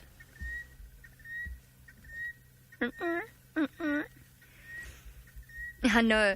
The reason I said hyenas is because I'm obsessed with hyenas, A. And B, our wonderful ops manager, Steph, who we all adore and love, spends about half of his life on the phone. Oh, it's a guinea fowl, that's what I was trying to say, not a spur fowl, sorry. Talking nonsense, guinea fowl. He has had a guinea fowl ringtone, a jackal ringtone, a lion roaring, hyena whooping. I think hyena whooping was, the last time I saw him, was the ringtone he was using. And he goes through stages where he absolutely loves his new ringtone, and then by the end of it, it sort of achieves some sort of negative association and he can't take it anymore. But of course that brings me back to the famous clock story, where in the previous place that I used to work, my boss decided it was the jackal one I liked. Kirsty says the jackal was the worst. But anyway, the place where I used to work, my boss decided that it was a great idea to get a bird call clock. And one of the calls was guinea fowl, that awful sound you're listening to now. Not awful, but, you know, constant. And one was a fish eagle, one was a white-faced owl, one was an orange-breasted bushshrike. I have told the story before, so forgive me for those of you who've been watching for a while. We have a finite number of stories. One was a hardy-dar. Anyway, long story short, we hated that clock with an absolute passion, because after a while, it broke. And we thought it was the batteries, and I think we replaced the batteries. But the power sort of ran out of it, so that the bird calls, A, would be completely random. They'd come at random times. And B, were sort of running out of steam. So you'd get the guinea fowl going towards the end. And the orange-breasted bushshrike would go.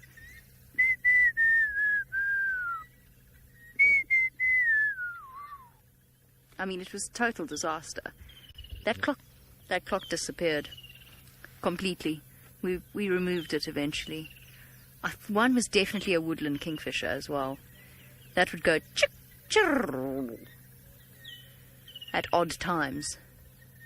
I hated that clock when it worked. I hated it even more when it stopped working. And it was when we used to live in a little farmhouse. It was a second camp of ours. So it was completely just us and about 3 or 4 guests and 2 guides, if you were lucky. So it really was a sort of very isolated existence. Arbeard, are you sure you want the Hardy-Dar ring? Or do you have it as your ringtone? Or are you sure you don't want the guinea fowl? Cuckoo, cuckoo, cuckoo, cuckoo. I actually don't know how you get animal ringtones. I'm really sorry. I can find out for you, actually. I mean, all we have to do is ask Steph. I'm sure we could mention it to him. I know Steph was with Brent earlier today. And Viam. So we'll find out how you can get animal ringtones. I've got no idea. I assume that there's a way. I stick with the standard silent phone, which infuriates people no end when they're trying to get hold of me.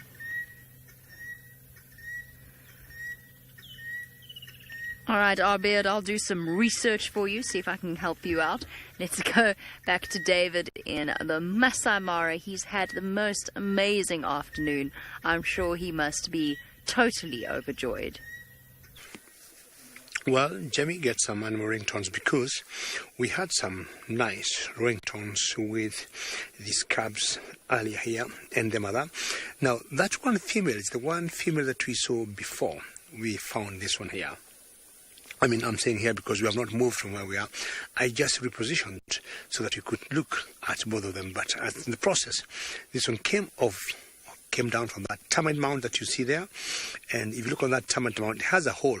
And I was thinking that could have been a burrow of a warthog. And maybe she has either given up, the warthog has taken too long, and she's coming exactly where we are. She's coming either to join a sister or who had called the first cousin. Because these 2 girls have been together the last, I would say, 3 weeks now.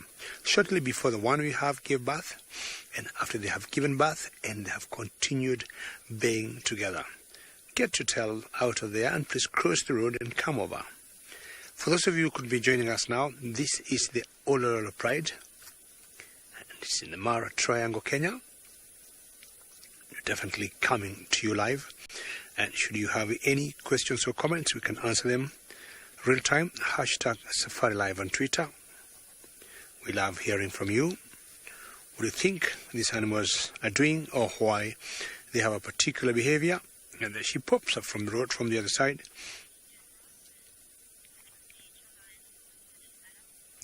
Rosaline, anything 2.5 for the boys, I would say they're adults. 3 for the girls, I would say they're adults, sexually mature, and they could be independent, especially for the girls. So 3 to 4, they're definitely out and ready to go mating. So I'm guessing, Rosaline, this girl here could be anything 8, 9 years of age. And the female she's coming to meet where we are has 3 cubs. Rosaline, I hope you've been watching. And because lions are very social cats, they do a lot of, sometimes you can get 1 male mating with 2 females at the same time. They do a lot of allo suckling, as we say. I'm not sure either of the cub could be belonging to her, because when you look at her hind quarters, to me, either she gave birth or that's her, her body morphology. I'm a little bit confused. And I would not be surprised to know maybe 1 of the cubs here belong to her, or maybe none, who knows. But if this is her 3rd litter, the one we have now, or 4th litter, 3 cubs doesn't surprise me, being her own cubs. But just look at that hindquarters, especially on the thigh there, way top. So they'll keep on walking, look for anything they could browse. Definitely that could be a very nice thing if they mate up, because we're going to catch more audience. She keeps walking. Very majestic. Temperatures have definitely gone down. A little bit dark. But for cats at night, still as good to go. Seeing.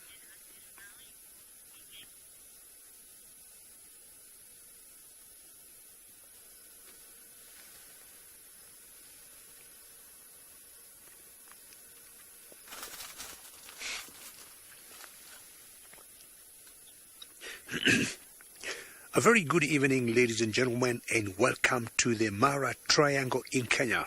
Now, we've got a lioness that is walking towards us, and where we are, we have another lioness, and most likely these two lionesses are sisters. We are coming to you live, and should you have any comments or questions, you may send them through using hashtag Safari Live on Twitter. She keeps walking, and I'm trying to imagine the reaction or how the other sister is going to receive this other first cousin, if we may call her that way, and once they meet. And there she wakes up to meet the sister or the first cousin who they have been, well, not separated for a long time, but maybe for the better part of the day. And let's just watch and see how they're going to say, good evening, and nice to see you. How have you been? How was your day?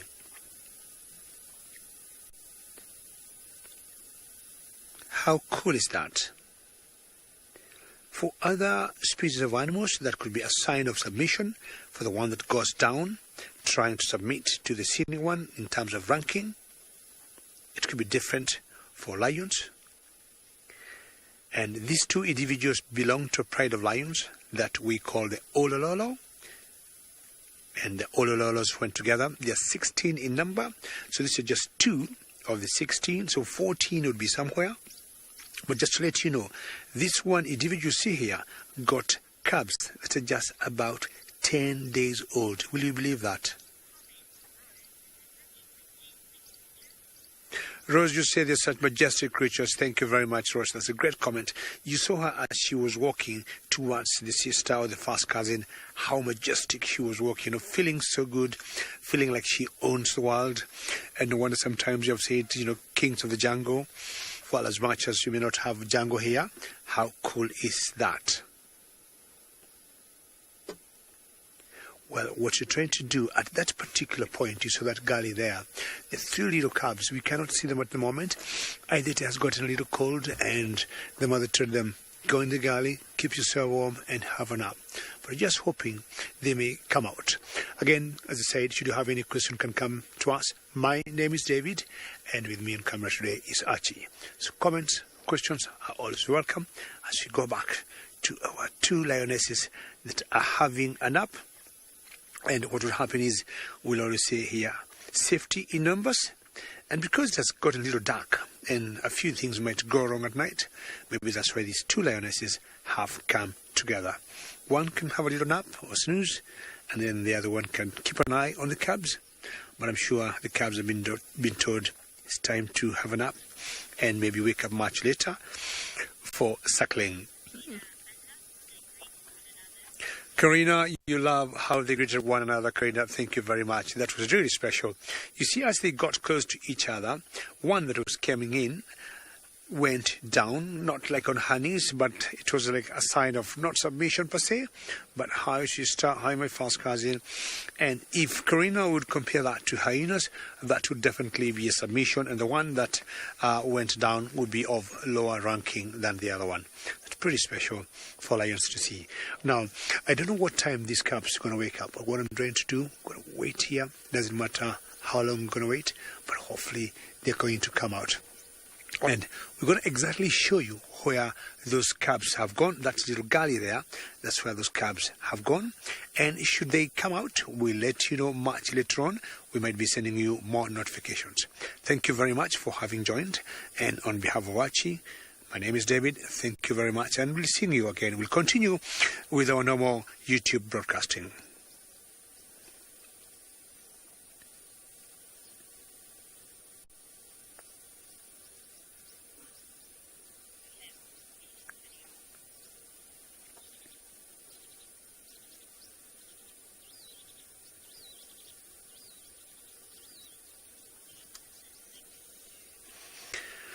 This is fantastic view. It has made my evening. I feel so happy having seen those cubs, and we'll just spend a few moments here hoping they'll come out.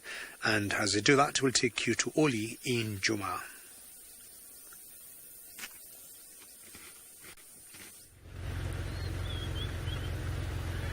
Hello, hello, hello, hello.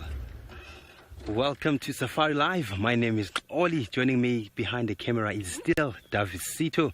We just exchanged seats with Jamie. So we are still looking for Hosana, but no tracks yet. We're still driving around, hoping to find some tracks. But it is going to be a little bit difficult because we just had rain a few minutes ago, but it stopped. So, rain, it washes away tracks so quickly. But we'll try our level best to find Hosana. So don't hesitate. Push that button, #Safari Live on your Twitter account and your YouTube chat stream for your questions or comments. The sun is still shining bright. The bird calls. Davisito, are you? I don't think we're going to have this bird. Let me go forward a bit. Technical difficulty. Because we have a roof, that's why we have such a difficulty to spot things on top. Oh, we're going to get him. No, I don't think so. Now we'll try another one. We are so unlucky. Sorry everyone, sorry. That was a crested puppet. My morning alarm.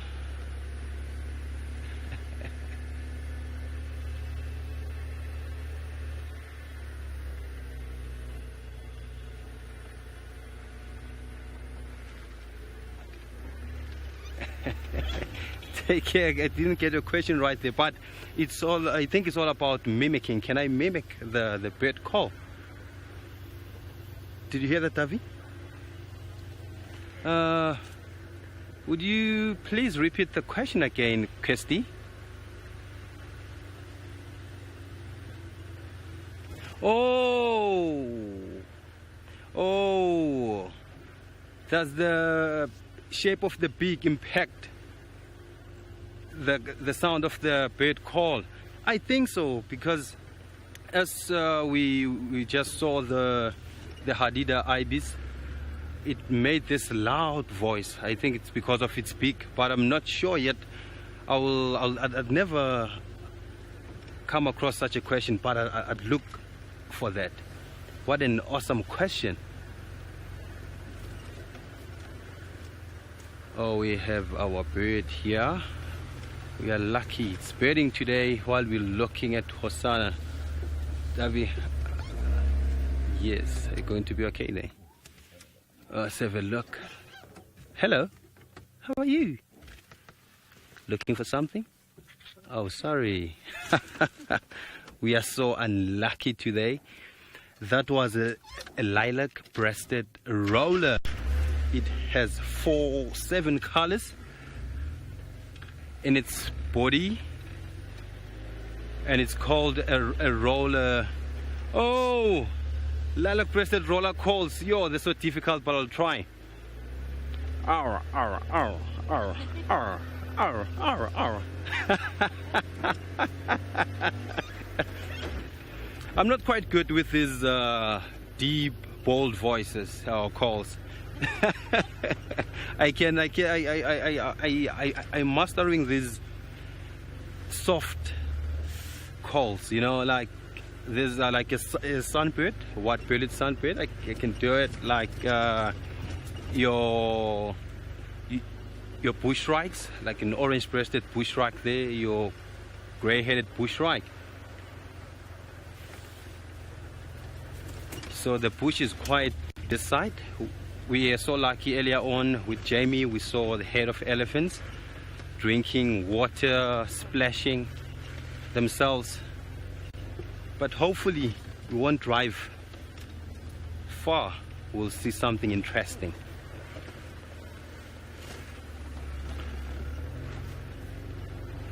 The weather is so chilled. It was so hot this morning. But after the short rain, it cooled down. Actually, let me stop and listen for something.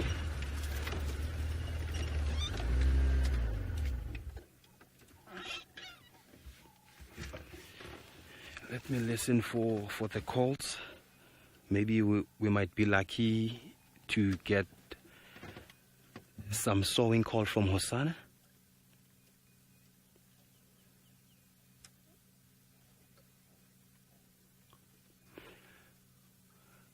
Paula, what a nice question. Thank you for a question. You like to know what my best time I've been since I've been in the bush. Yeah! There's a lot. I had a lot of best time. My best time was my first time seeing avoca males. Yes, avoca males. What a big lions. And what amazed me about these lions, like this coalition, I thought they fought for their territory, but they didn't fight for anything here. They just found the place open because the B-boys left the area. So that was my best time, because in most cases we expect lions to fight for territory, to fight for mating rights, but nothing happened to them. And the other thing that I like about safari life is that you get so close to the animals. Just like with the elephants, with Jamie earlier on, those elephants were so close, about 6 to 10 meters from the vehicle. So these are my best moments since I'm here. Oh, impalas. I nearly missed you guys because I was looking at the camera. Sorry. Davisito, are you going to be okay there? It's right. It's right behind the pole. Move away from the pole, please. You can see this is a young chap taking a poo there while feeding. That's weird. I can't do that. Just imagine. These are young chaps you can see over here. They are above 14 to 16 months, because you can see the first curve of these horns. They have survived in this place. They are so lucky to survive until this time, because we have Hosana, Tingana, Hukumuri, Inkanyeni, we have Tandi. They've been crazy these days, killing left, right, center. So you can see his ears are wide open, his head is right up and scanning the area. Hello. You've survived for so long, hey? You can see his breathing is so fast. Maybe he was running or he was doing some aerobics.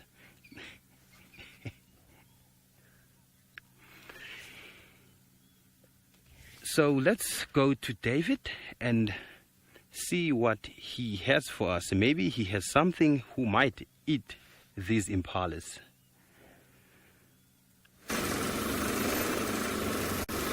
Well, I decided to reposition myself, and the girls also have repositioned themselves. They left the cubs and they have come to a different area and much closer to where we were. And that's one of the females lying down there. And you might think they're different lionesses than what we were watching before, or we have gone to a different world. It's just because it has got a little bit dark here, and we have gone to infrared. So we use a different camera that's called infrared camera that does not shine any artificial light to this beautiful cat. And that was a nightjar. If you saw a bird just flying there on the face of that one lioness, it was a nightjar. Now, infrared makes us come pretty close to the animals without interfering with their behavior. And for those of you who could be joining us now, these are two girls from the Olololo Pride. There's one there, and there's the other one. So this one got 3 cubs that are just about 10 days old. So what would happen is, it's very typical for lions to nap, to sleep. Nothing out of the ordinary, but the area they have come to is more open than where they were before, and chances are they might chance to catch something for themselves this night. Well, remember, should you have any questions or comments, you may send them through #Safari Live on Twitter. We are always very interactive, and when we hear from you, you give us lots of joy. The Olololos went together, 16 in number, but now with the 3 new additions, we are talking of 19. Could be one of the largest prides that I know of in Africa currently. 19 is a big number by any standard. So she's looking in a particular direction, and maybe chancing of anything that could be passing, because they got very good vision, much better than I would say the prey or the animals they hunt.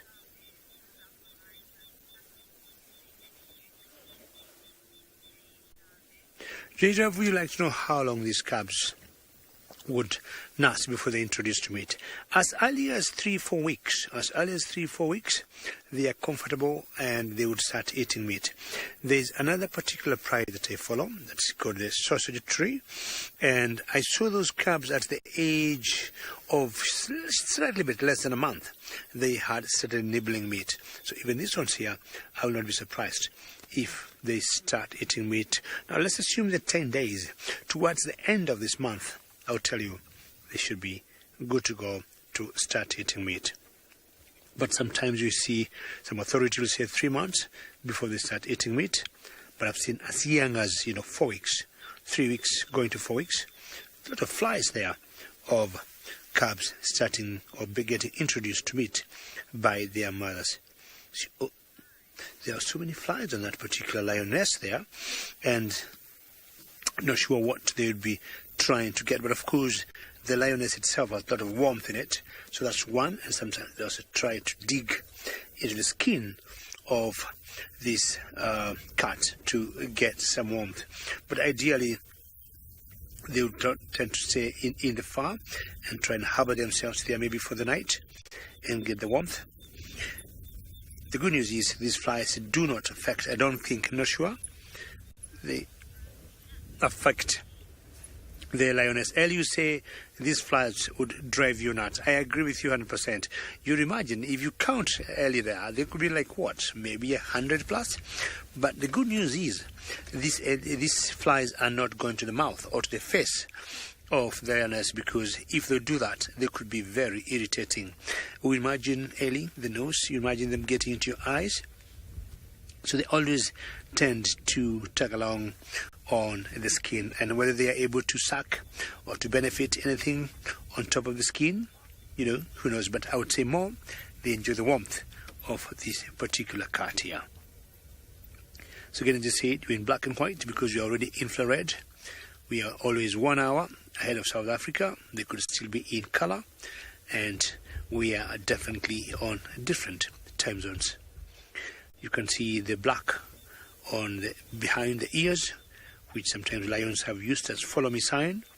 When her cubs will get big and she'll start walking them through the savanna grass, the cubs may have to look either on the tip of her tail or on that black patches behind her ears. And once they're able to see that, they'll be guaranteed they're still following mama. The last kill they made was told by my friend.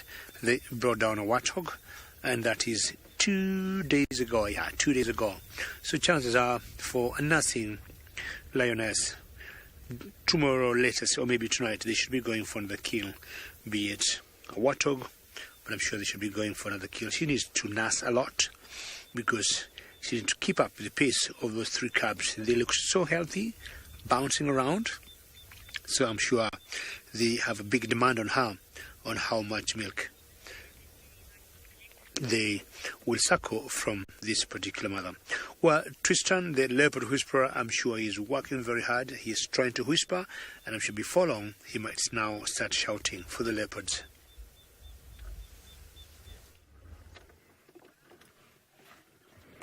Well, we are at the moment. So what happened was we were sitting and all of a sudden heard guinea fowls calling, and it's a tricky one at this time of the year because the guinea fowls alarm call and their kind of breeding call is almost one and the same thing, and it becomes very tricky to know whether they're not. But it's in an area where both Thandi and Hosana disappeared this morning, and so I'm wondering if it maybe wasn't for them. There's also a presence of quite a few vultures. So there's one vulture that's sitting on my left-hand side here, and then there's another 3 behind me. So those also could have caused the guinea fowls to get a little kind of funny about things and to get a bit sort of worried as to what's going on. But there you can see it's just trying to cool down, this white-backed vulture. It's got its wings open slightly, just trying to catch a bit of a breeze in order just to get all that body heat out, particularly under where the wings are. They'll often sit like this when they're incredibly warm and to try and just kind of cool themselves down. The problem is the presence of vultures is not indicative of a carcass, even though it sounds kind of contrary to what most people believe. But 4 white-backed vultures or 3 white-backed vultures, whatever it may be, they are not ones that are too kind of trustworthy when it comes to being able to find a carcass. If they are in if they are in a group with hooded vultures and tawnies and battalias, then yes, most certainly there will be something dead very close by there. But often what happens, particularly when you get a storm like has blown through this evening, is that they start to think that they're going to get wet, and so they land, and then another one will land, and another one will land, and they kind of form this little grouping there. It's quite common to see groups of white-backed vultures in the same spot when there's bad weather, or sometimes even at night. So they just all kind of see each other, and then they come down to investigate, and it's too late then to take off and use any more thermals to go search for food, and so that's where they rest. So it could be that. It also could be, I suppose it could be that there is a carcass, but in my experience, most of the time that you find these guys, generally it's nothing there. It's just them kind of waiting it out. And we know the sun is going to be setting shortly, which means that these guys don't really want to be flying too much at this stage. Now, the birds that are accompanying them are starlings. You may be able to just hear them in the background. They look like greater blueheads. I think they could be Cape Glossies from this direction, could even be Birchills. It's tricky because it's just a silhouette that we're working with, and the tail looks a bit short though for the Birchill starling, so I would imagine either greater bluehead or glossy, one of the two of them. But very, very hot vulture, that's for sure. Shame, it must be quite warm. Now, right, that's interesting. There's a hyena that's just appeared as well, which is good news. So Lauren spotted that. I wonder if the hyena is also coming because of the calls of these guinea fowl. Let's follow this hyena in and just see. The vultures, most of them are on this side as well. You never know. This hyena might take us to either a den site or, particularly, you never know, maybe even Hosana or Thandi. There, leopard, yes, yes. Yes. Yeah. This is why the hyena was here. So following those, there's a big carcass. Oh my goodness, it's Hosana, and he's killed a massive kudu. Look at this. It's a huge kudu that he's... Yeah, so that goes and kind of blows everything out the water, that of what I was saying earlier. Now poor Hosana is going to lose a massive meal. Isn't that incredible that he's brought down a kudu of that size? Absolutely amazing. How cool is this? And there Hosana is lying just in front of us. He's over there. Hello, boy. Well done on your kill, though. Now, it was worth us for investigating those guinea fowl and stopping for the vultures. And as we said, following hyena might bring us to where we are now. So I'm just going to move a little bit so I can try and get a better view of Hosana. But this is a big adult kudu that he's managed to bring down. He's got a huge kudu female that's here. So, I mean, you look at the size of that carcass in relation to that hyena. That is a massive meal. So you can just see now that Hosana is really starting to get into his adulthood phase. I mean, to be able to bring down an animal of that size takes huge amounts of strength. And this, I mean, I don't think it's something that just died. If you look at the throat there, now if you're a bit squeamish, I do apologize, you see that there are bite marks to the throat. So I would imagine that he actually killed this rather than, thinking that it died of natural causes and he scavenged.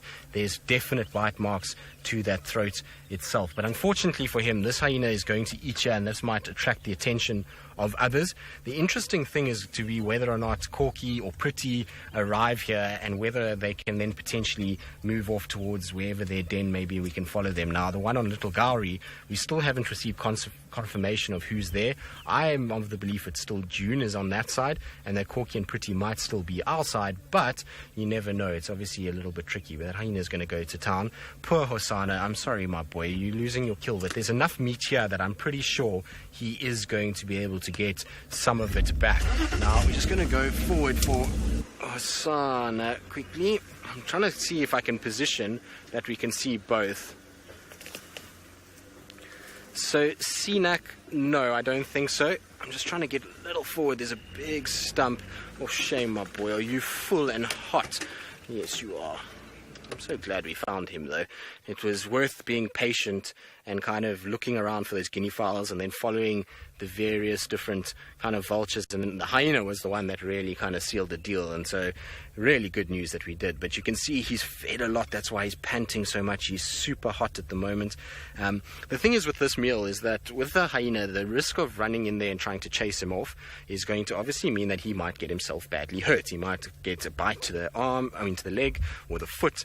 And that will mean that he can't actually hunt anymore. But if he just lets this hyena feed, and this hyena will eat itself to oblivion, its tummy will get massive, and if no other hyenas arrive here, there will be more than enough for Hosana to steal and take up into a tree and that he can feed off. So he's got a full belly.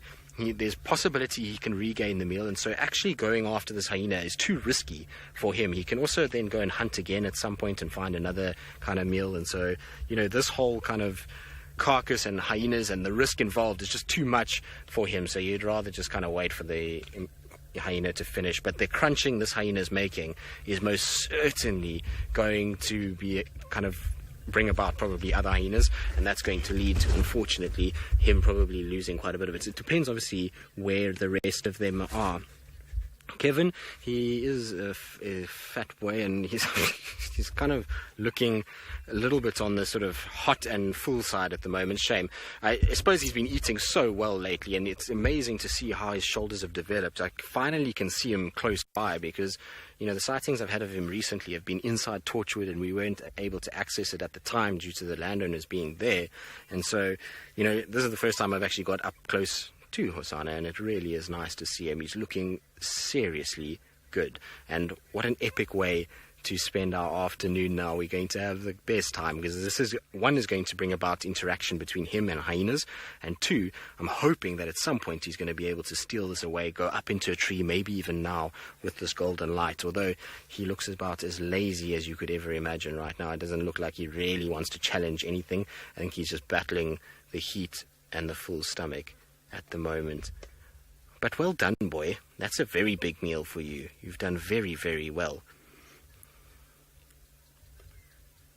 Now, if he was, a lot of you are asking about hoisting of a Kudu cow of this size. So no, unfortunately for Hosana, he wouldn't be able to hoist this. It's going to be too heavy for him. It probably weighs double what he does. But the thing is that if the hyenas start to eat away at it and he can get a piece of it, then yes, if it's the front legs or the head and neck or maybe a bit of something, he might be able to get up into a tree and utilize it. So hyenas might do him a little bit of a service now and be able to help him in some ways. It'll be interesting, though, to kind of see how it all works out in the end. I reckon that he's going to probably wait for a while and wait for the hyena to have its full before he kind of comes in and investigates and even thinks about challenging it. Now, the hyena is dragging this carcass at the moment. Why it's dragging it from under the bush, I don't know. But Hosana must have really kind of had a tough day. To drag this carcass must have taken serious power. And I'm actually trying to look around to see where he could have dragged it from. But he dragged it underneath the bush, and now the hyena is trying to kind of slowly but surely drag it out. Unfortunately, we're obscured. If we have a view of Hosana, we can't really see the kill very well. The kind of layout between him and the kill at the moment is not very good at all. So, unfortunately, I can try go back a little bit if we just sacrifice Hosana's view for a few seconds, and we'll try and kind of get a better view of the hyenas quickly. And it's tricky. Oh.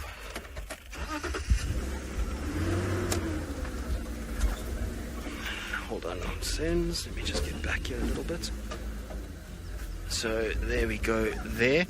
you can see, look how the hyena is trying to drag this, and even that hyena is struggling to be able to pull this carcass. But what you will find is eventually other hyenas are going to come around. This thing's making so much noise, crunching on bones and various other things. Actually, here comes Hosana. So let's just get back a little bit. I just want to move back so that Hosana doesn't have a blocked view, and neither does the hyena. So there we go. That should be enough space for them to kind of see each other. But he's now laid down once again and is just watching what's going on. You can see Hosana's not fed much at all. He's opened that stomach cavity and he's fed off that rump area. I wonder if maybe she didn't have a fetus that he's already eaten, if he's so full, because Jamie said to me this morning that he's quite hungry and that he's looking kind of for food. And so if he was very hungry, the size of his tummy now would mean he's eaten a little bit more than what I see there. Now, I wish we had something called smell-o-vision, because it would be interesting for you guys to smell this. There's a very pungent odor that is coming out right now as this hyena is feeding. I think it's punctured that stomach cavity at the moment, and so you've got this smell of rumen that is very, very strong, mixed with the smell of blood. And it's a smell that I can only describe as something that you kind of smell when you find carcasses out in the wild. It's a weird smell. It's that smell before the meat goes kind of bad and starts to stink like rotting meat. It's a kind of more bloody, grassy, processed grass smell. It's a weird kind of smell, but one that you'll always find when you find fresh carcasses. But how cool is that? It just goes to show sometimes you've got to kind of trust your instincts a little bit. I was unconvinced by the guinea fowl, and we saw them kind of walking away, and I was not sure. And then I thought, well, let's just stop for the vultures. And then luckily Lauren spotted the hyena, and following the hyena, and led to good instincts. And well, we ended up with a cool sighting, which is very, very cool indeed. Do you want me to reverse back a bit? Senzo is asking me to reverse back a little bit more, so I'm going to do that. One must do what one is told. When Kamops speak, guides have to listen. And so when the Kamops speak, I always just try and listen to what they've got to say. It actually is better. Well done, Senzo, because we can see Hosana better and we can see the hyena better. So here you go. Like I say, if you are squeamish, it's probably a good time to look away, because this hyena, they eat very differently to leopards. Leopards are more meticulous and almost surgeon-like in the way that they feed, whereas these guys just tear into the carcass. And it's a shame, obviously, that this kudu is down and has been killed. But remember, this is the way things go, and this is really kind of part of life out here. Unfortunately, predators have to eat, and so both these carnivores are going to be benefiting from this. Good. We'll sit here with these two. We're going to call it in so that other vehicles can come. And in the meantime, though, let's send you back across to Oli so he can say hello and show you a little thing that he's got.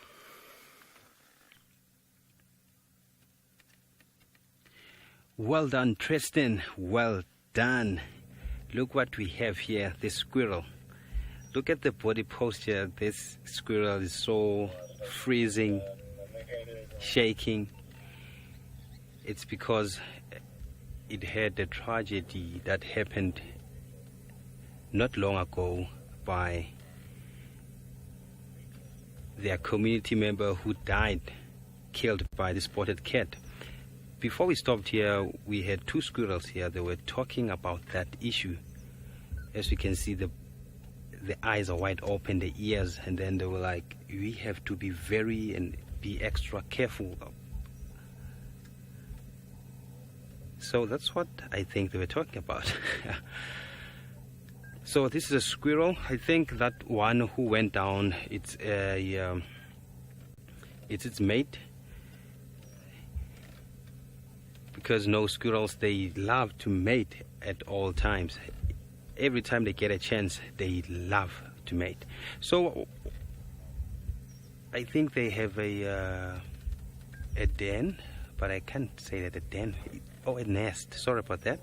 They have a nest around here because there's a tree here that is dead, and then there might be a hole because the one went down, and then I didn't see where it went after that. So I think it went to a hole there. And they're so quiet, sitting still there.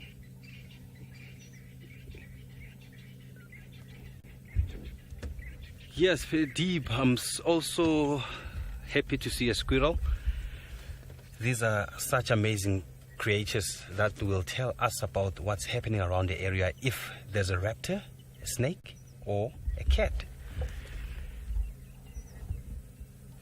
Oh, these poles always on Davi's way. Sorry about that.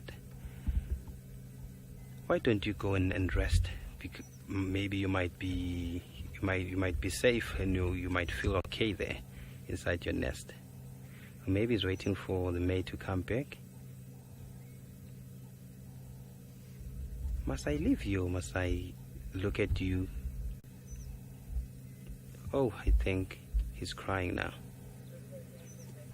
You have a right to mourn because you lost a community member, man.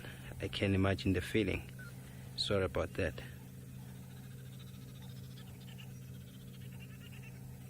Davisito, let's leave this guy because you can see it's so heartbroken.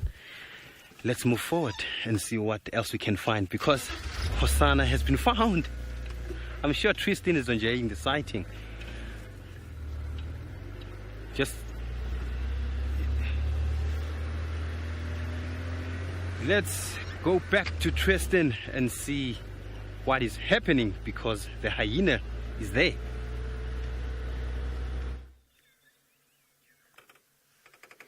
We are indeed very excited. It's always nice when you find a leopard. We know that I have a problem and it's an addiction, and I'm not really apologetic about it at all, really, in terms of spending vast quantities of my time watching leopards and trying to look for them. But when it all comes together, and especially when you're kind of staring down the barrel a little bit and thinking to yourself, well, I'm not really sure where they could be, and there were no tracks that we could find at all kind of around this area. Jamie drove around a lot. Aubrey was in this area, and it just took, and funny enough actually how this all happened is that I stopped and I was waiting actually to try and head towards the southern boundary as it started to get cooler and the sun was setting for the wild dogs.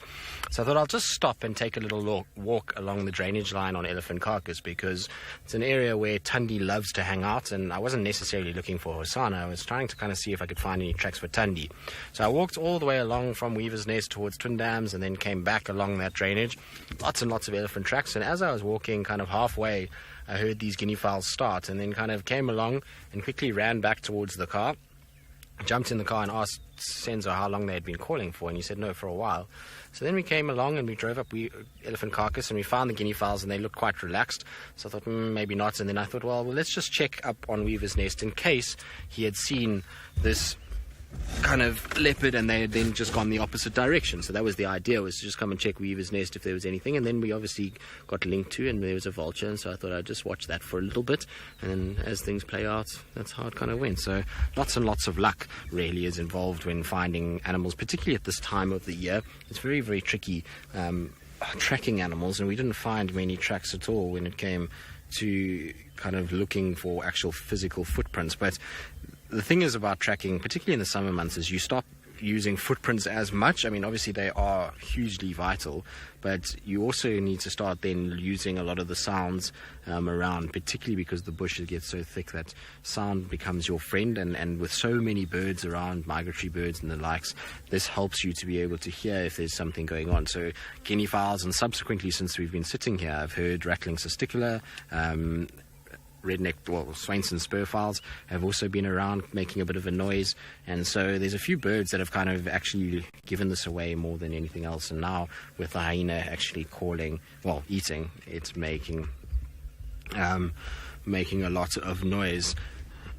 Puma, I'm not sure actually. I was just thinking the exact same thing. I'm not sure if it's maybe the tail part or a broken sort of section, but you're asking if there's a leg of an unborn fetus that is poking out the back of the kudu. Now I apologize, we are going to zoom in so I can see what's going on there.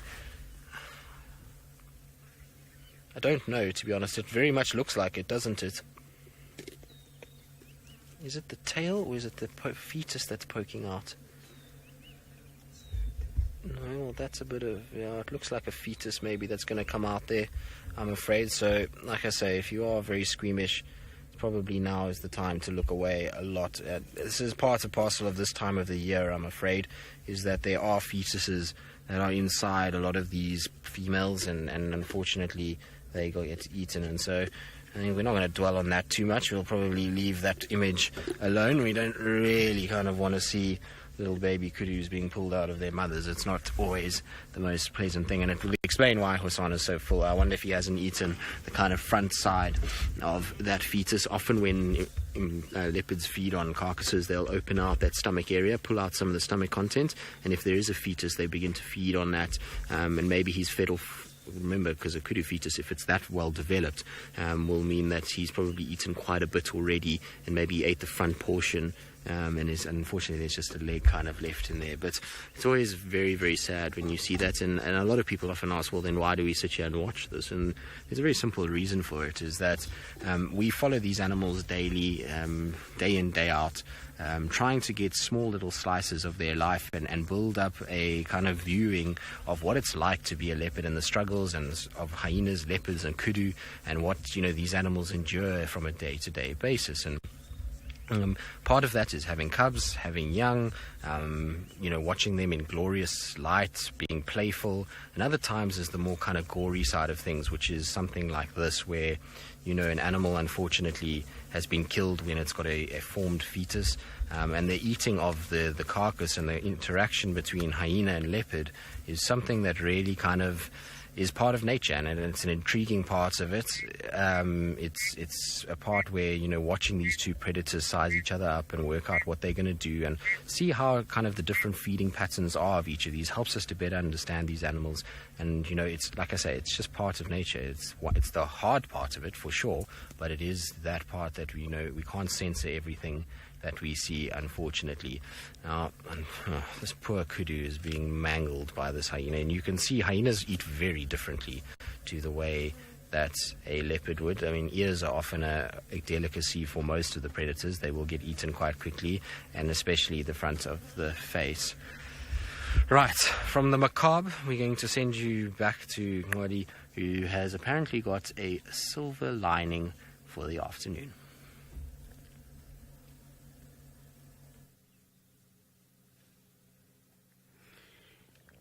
Everyone be ready to take the screenshots, please.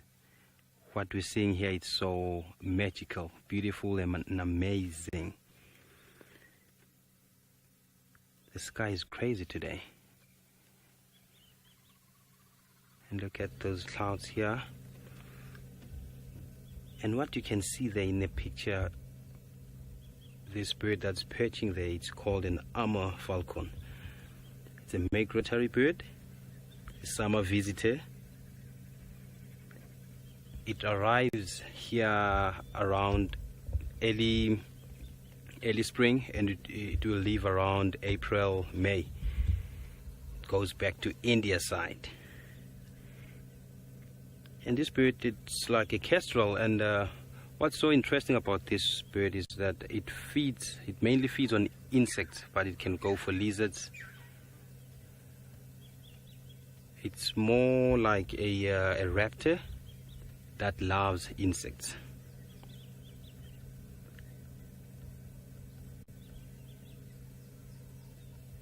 And I'm listening to the sounds also. Maybe you might hear something alarming like a squirrel, antelopes, monkeys, or baboons. Yes, Yvonne. This is beautiful indeed. I don't mind sitting here for forever until it gets dark.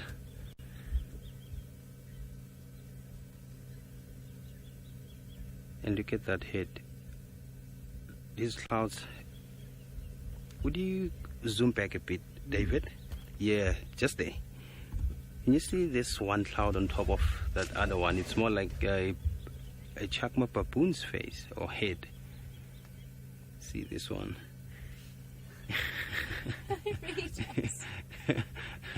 Like two baboons facing or looking at the sunset. Yeah. This is beautiful. This is magic. This is one of the reasons I love the sundowner. Amazing, hey? Davisita, take a screenshot. Take out your phone and take a screenshot, buddy. Please.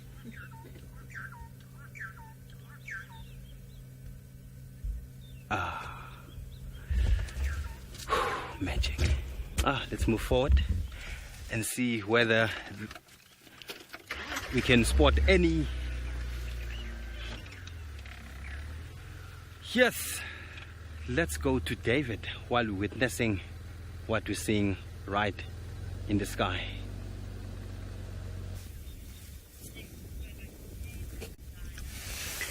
Very good, exciting, seeing clouds that look like two baboon heads. Well, if these two lionesses here, well, definitely not one, they could come together, I would try and look how their heads would look like. The Olololo girls decided to go flat, sleep, and because they know their cubs, wherever they are, in that particular den, they entered, they're happy and just sleep.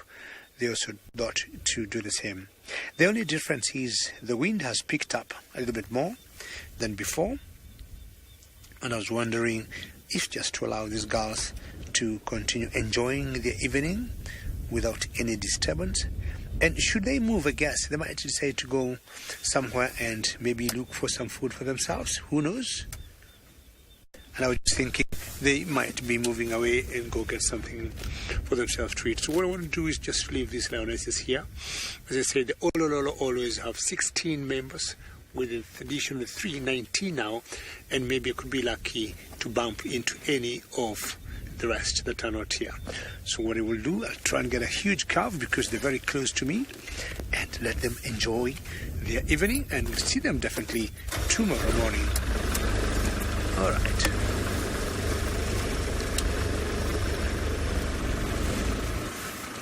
Thank you, girls, for having been so nice to us. And at least we had a nice chance to see you cubs, which are quite special. And it's so good to have new cubs at the beginning of the year. And as I said, I'm looking at them being born. Let me just first switch off my light. I don't want to blind one of those girls there. So what she normally do at night, we'll drive and switch on our lights like that. If we see something interesting, we switch them off, and then we use the infrared.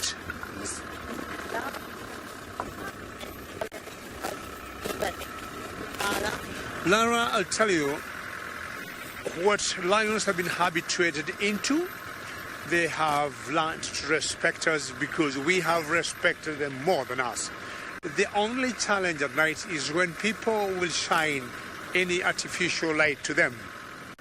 And if you look ahead of me now, and when I shine my spotlight like that, that is very strong light. You see that? That's very strong light. That's not what we want to do to any animal, not only lions. Lions are pretty sensitive, and in general, most cats, and especially those two females we've been watching there for the last 1 hour or so, they got 3 small little cubs like that. So we'd want to respect them and just make sure we don't shine anything very bright onto their faces. But even at night, they know, or they have been used to us being respectful and keeping our distances from them. So it's time now to use my spotlight and looking for anything in the grass or outside the grass, on the road, on top of trees like that. Sometimes you see owls on top of trees. And when I talk of the road, I'll be talking of scrub hares, or maybe other birds like nightjars, which might come to get a bit of warmth from the ground. Hopefully I'll be lucky, but I think the person who is much luckier than me is the one who have the chief of Juma.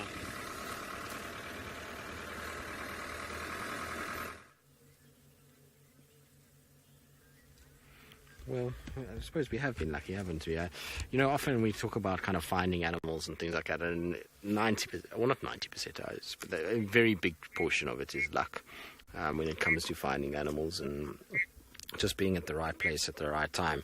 It would have taken a very long time until somebody spotted this cat had we not kind of been here when the guinea fowls called. And so, you know, there's a bit of very big luck involved in being, like I say, at the right place at the right time. Now, Hosana is still sitting kind of watching what's going on. This hyena is absolutely mangling this carcass. It's kind of gone from the back end to the middle and is now onto the head itself, and the head is being absolutely destroyed. It's kind of, not going well. He's trying to get into the brain casing at the moment. I say he because I'm pretty sure it's a male hyena.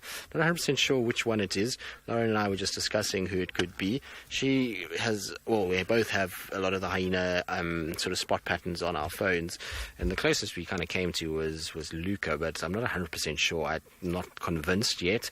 Many of you who are much better with hyenas than what I am, that's for sure, will be able to maybe help us which exact hyena this is. Unfortunately, it's one of the boys, which means that we're not going to be kind of getting Corky or Pretty here, but one of them might arrive with the sound of feeding, and that might then get us some sort of view of where they come from and which way their den might be. The interesting thing about this is I've been looking around quite carefully to try and see, can I see a drag mark anywhere for any sign of where this kudu may have been dragged from? And it hasn't been dragged at all. And so I think with the position of that leg kind of coming out of the back end there, which we're not going to zoom into too close, we'll keep it kind of wide on it. But I wonder if this female wasn't sitting pretty much where she is right now, and she was busy giving birth, and Hosana saw the opportunity and managed to get her while she was giving birth. That would make the most sense to me. And maybe she was having even a struggle with giving birth, and that's why she was weakened, and he took an opportunity to be able to grab it and kind of grab this kudu. But no matter any way you look at it, a kudu is a big animal, it is a strong animal, and so for Hosana to bring it down is a very special thing. He's done a very good job. We know Tumba's done it before, and obviously there's many other leopards, but this is kind of, I think, is this probably one of the biggest kills we've seen him take? I would imagine so.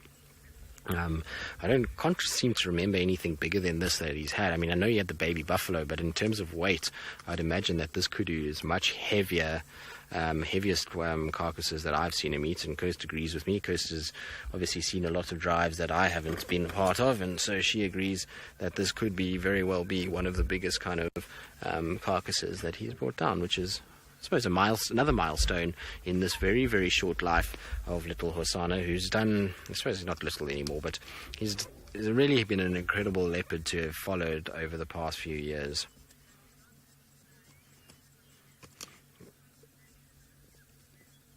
Exactly. So there we go, Crystal. You agree with me that it looks close to Luca, but it doesn't match, and you don't know who this hyena is either. So that's interesting. Crystal knows hyenas probably probably the best.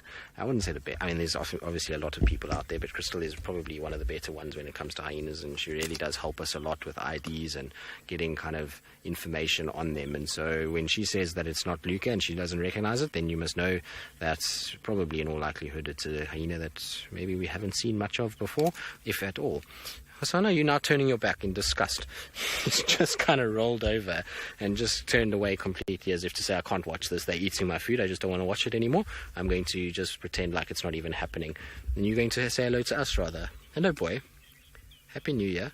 It's been a long time, and you've been naughty because you haven't come and seen me. Yes, you should bow your head in shame.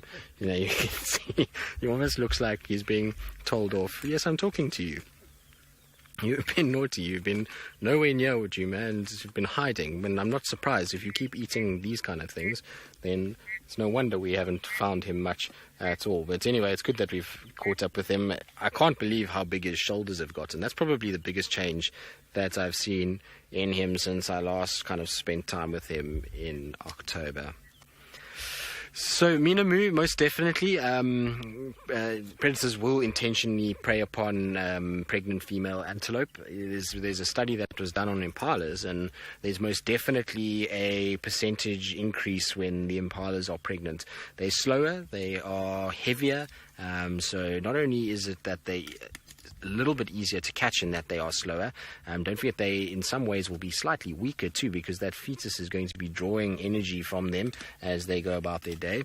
And the third thing is that there's actually more nutrition per kind of effort used. So if you think of a leopard or wild dogs or whatever, they've got to hunt, and whether they hunt a baby impala, a pregnant female, or a adult male, it takes the same real kind of energy in terms of the hunt and stalk. Obviously when they actually get onto the animal, there's a lot more kind of power that's needed in order to bring down an adult impala as opposed to a baby, but still there's that stalking and running process that takes place. And so targeting pregnant animals, whether or not they can discern how pregnant they are, is obviously quite tricky, but definitely when animals are bigger and swollen, a leopard will be able to, or a lion or a wild dog will probably be able to see that. Wild dogs is a little bit different because they're just pandemonium hunters and they'll take whatever comes their way. But leopard and lions and cheetah, which selectively target certain animals within a herd, will definitely notice pregnant ones as opposed to those that are not, and target them. And like I said, there's a correlation between how many pregnant females are hunted during that season before the birthing takes place, and then obviously it starts to become a lot more young animals that get hammered when they are born, because they are weaker, again easier to catch, and so you'll find that a lot of baby animals are gone after. But it is amazing how much hyenas can eat. I've just been sitting here watching this hyena, and it has gobbled down mountains of food already, and yet that stomach is not exactly hugely swollen. While it is swollen, it's not massive yet, and I mean it's literally eaten most of the internal organs. It's now completely destroyed. That head is getting into the neck muscle now, and so soon it's going to have eaten pretty much all of this, and there'll be very little kind of left of that neck. And I wonder how much more space they can actually fit in. You'll find with hyenas, though, there's this process. It's slowing down, definitely. Look at that. You can kind of see panting that's taking place. It might also be just listening out in case maybe some other hyenas or other predators are on their way in. You'll find if Tingana arrived here, this hyena would run very, very fast and try and move out, because Tingana is that much bigger and bulkier, and with the presence of two leopards, you might get a bit nervous and move away. We saw that the last time we saw Hosana and Tingana on a kill, which was, well, the last time I did, which was when they stole Tundi's kill that night, and they managed to kind of Hosana was bullied a little bit off the carcass and fed with the hyena, whereas the hyena did not want anything to do with Tingana, and he could run in and kind of grab it. Now, there's only very few leopards that I've seen hoist kills this size, and funnily enough, Tingana is one of them. He's hoisted, I mean, maybe not quite as big as this, but I have seen him hoist a wildebeest carcass that was about this size. And then I've seen Kashan male.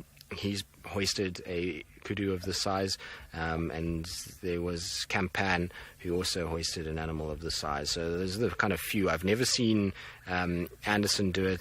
I mean, we know he's hoisted baby giraffes before, but this is an animal that's size that would really only be for the biggest males to be able to take up.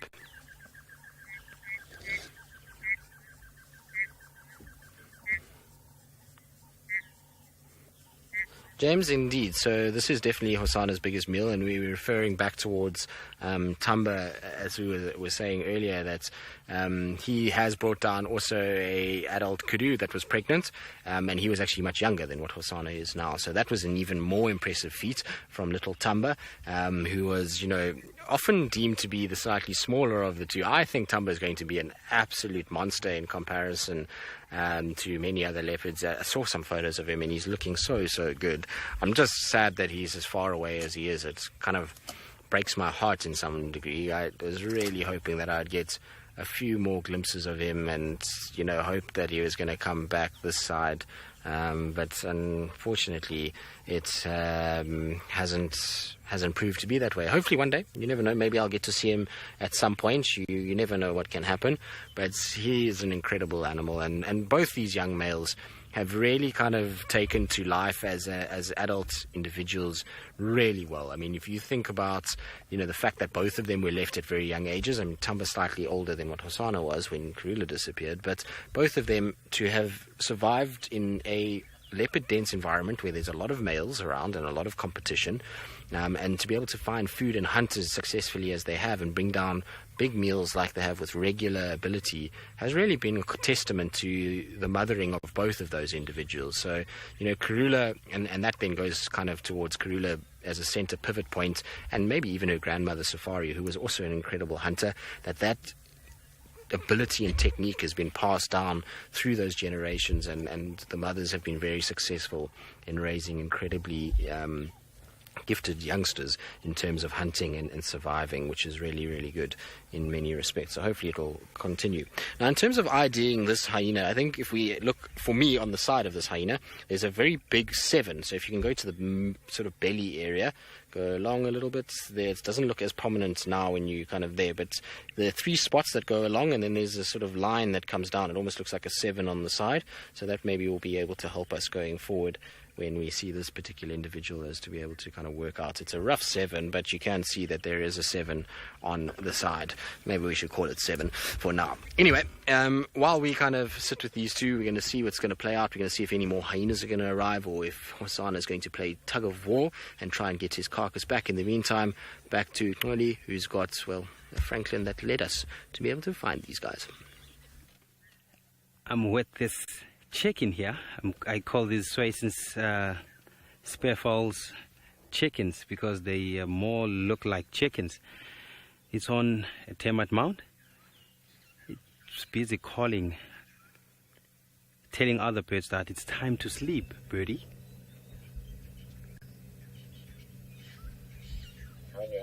This is wonderful. It's my first time seeing a bird on top of a termite mound. You can hear the other birds calling on the side, but this one is having this nice view over here, scanning around for any predator that might put this bird in danger. Listen to that. It's time to sleep.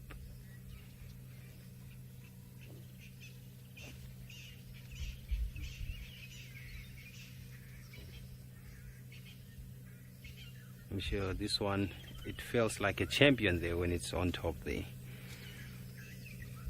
Maybe that's its throne.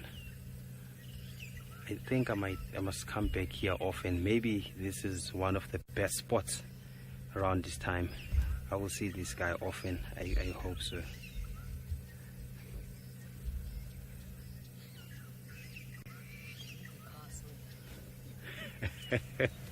Yes, indeed, the king of the castle.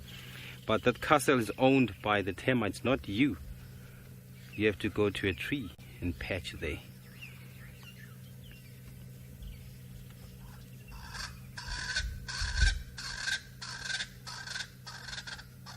I can't mimic that.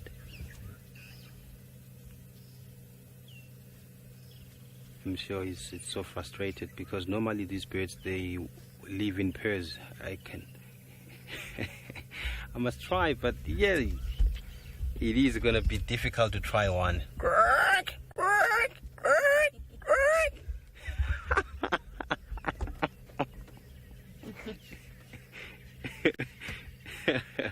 Oh, maybe this bird is calling because that's his out of 10 from Kirsten FC. Thank you for that.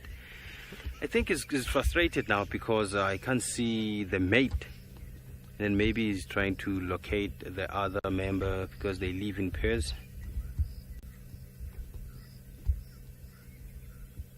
That's a nice view. Yeah, I'm getting nice views this afternoon than getting spotted cats.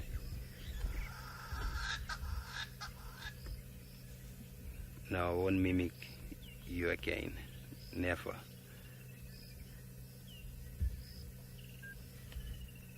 And it's so easy to identify this bird because you can see the face is red and the feathers are brown.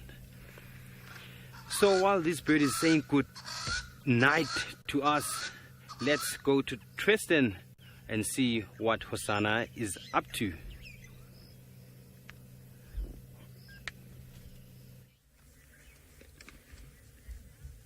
Well, the spearfowl said goodnight, and you can see that hyena has pulled the fetus out now. So that's the fetus that is unfortunately being eaten. It seems like quite a well-developed fetus, but we're not going to go too kind of close in. Like I say, it's gory and macabre and not really needed in order to kind of be seen. It's one of those things, unfortunately, with nature, and we don't really need a close-up of a little baby kudu being eaten out of its mother's stomach. It's not very pleasant at all. But anyway, what I'm hoping is going to happen is the hyena is going to eat that, and that particular animal is going to be soft and pliable and edible, and kind of eat that and maybe carry that off and leave this carcass here, and then Hosana can get his carcass back. It's getting to that time of day where other hyenas are certainly going to be moving around and sniffing about, and hearing these crunching bones might then call them in a little bit. But what I do want to show you is, Sense, if you can just go up into... Oh, wait, hold on. Hosana's kind of sticking closer, so we're going to... Oh, no, he's going to lie down right there. Of course he is. And I was going to just show there are hundreds and hundreds of Amur falcons coming straight over our heads at the moment, which is absolutely amazing. There's just one after another that's just kind of flying through the air, which is absolutely beautiful to see against a kind of backdrop like that. Now, unfortunately, my car is going to be a little bit in the way, so I'm going to just reverse back a little bit for you, Sense, quickly. Sorry, guys. It's just the bumper is in the way a little bit, which is not that pleasant. So we're just going to go back. There we go. It'll be a little bit better, won't it? Yes. But what an epic way to finish our afternoon. I did not expect to find Hosana on such a big kill. I don't think he's going to do too much to really go after this just yet. I think he's going to wait for this hyena to finish off, and then he's going to try and see what's left and whether or not he can then get it up into a tree or try and hide it away. But he's got a very little chance, I'm afraid. With sort of night closing in, the hyenas are eventually going to kind of get to the point where they are going to have eaten them. Well, they're going to attract others, and he's probably then going to lose it, I'm afraid. But we'll see. The morning will bring about what's going to happen. But it is that time, like I say, where we're going to start heading home. We're going to get for dinner and see what there is there. I'm sure it will be something delicious. But it's been, a wonderful afternoon, from David having all the luck and perseverance to be able to find those little lion cubs, to Hosana on his kill. It's been excellent. So from all of us, it's been an absolute pleasure.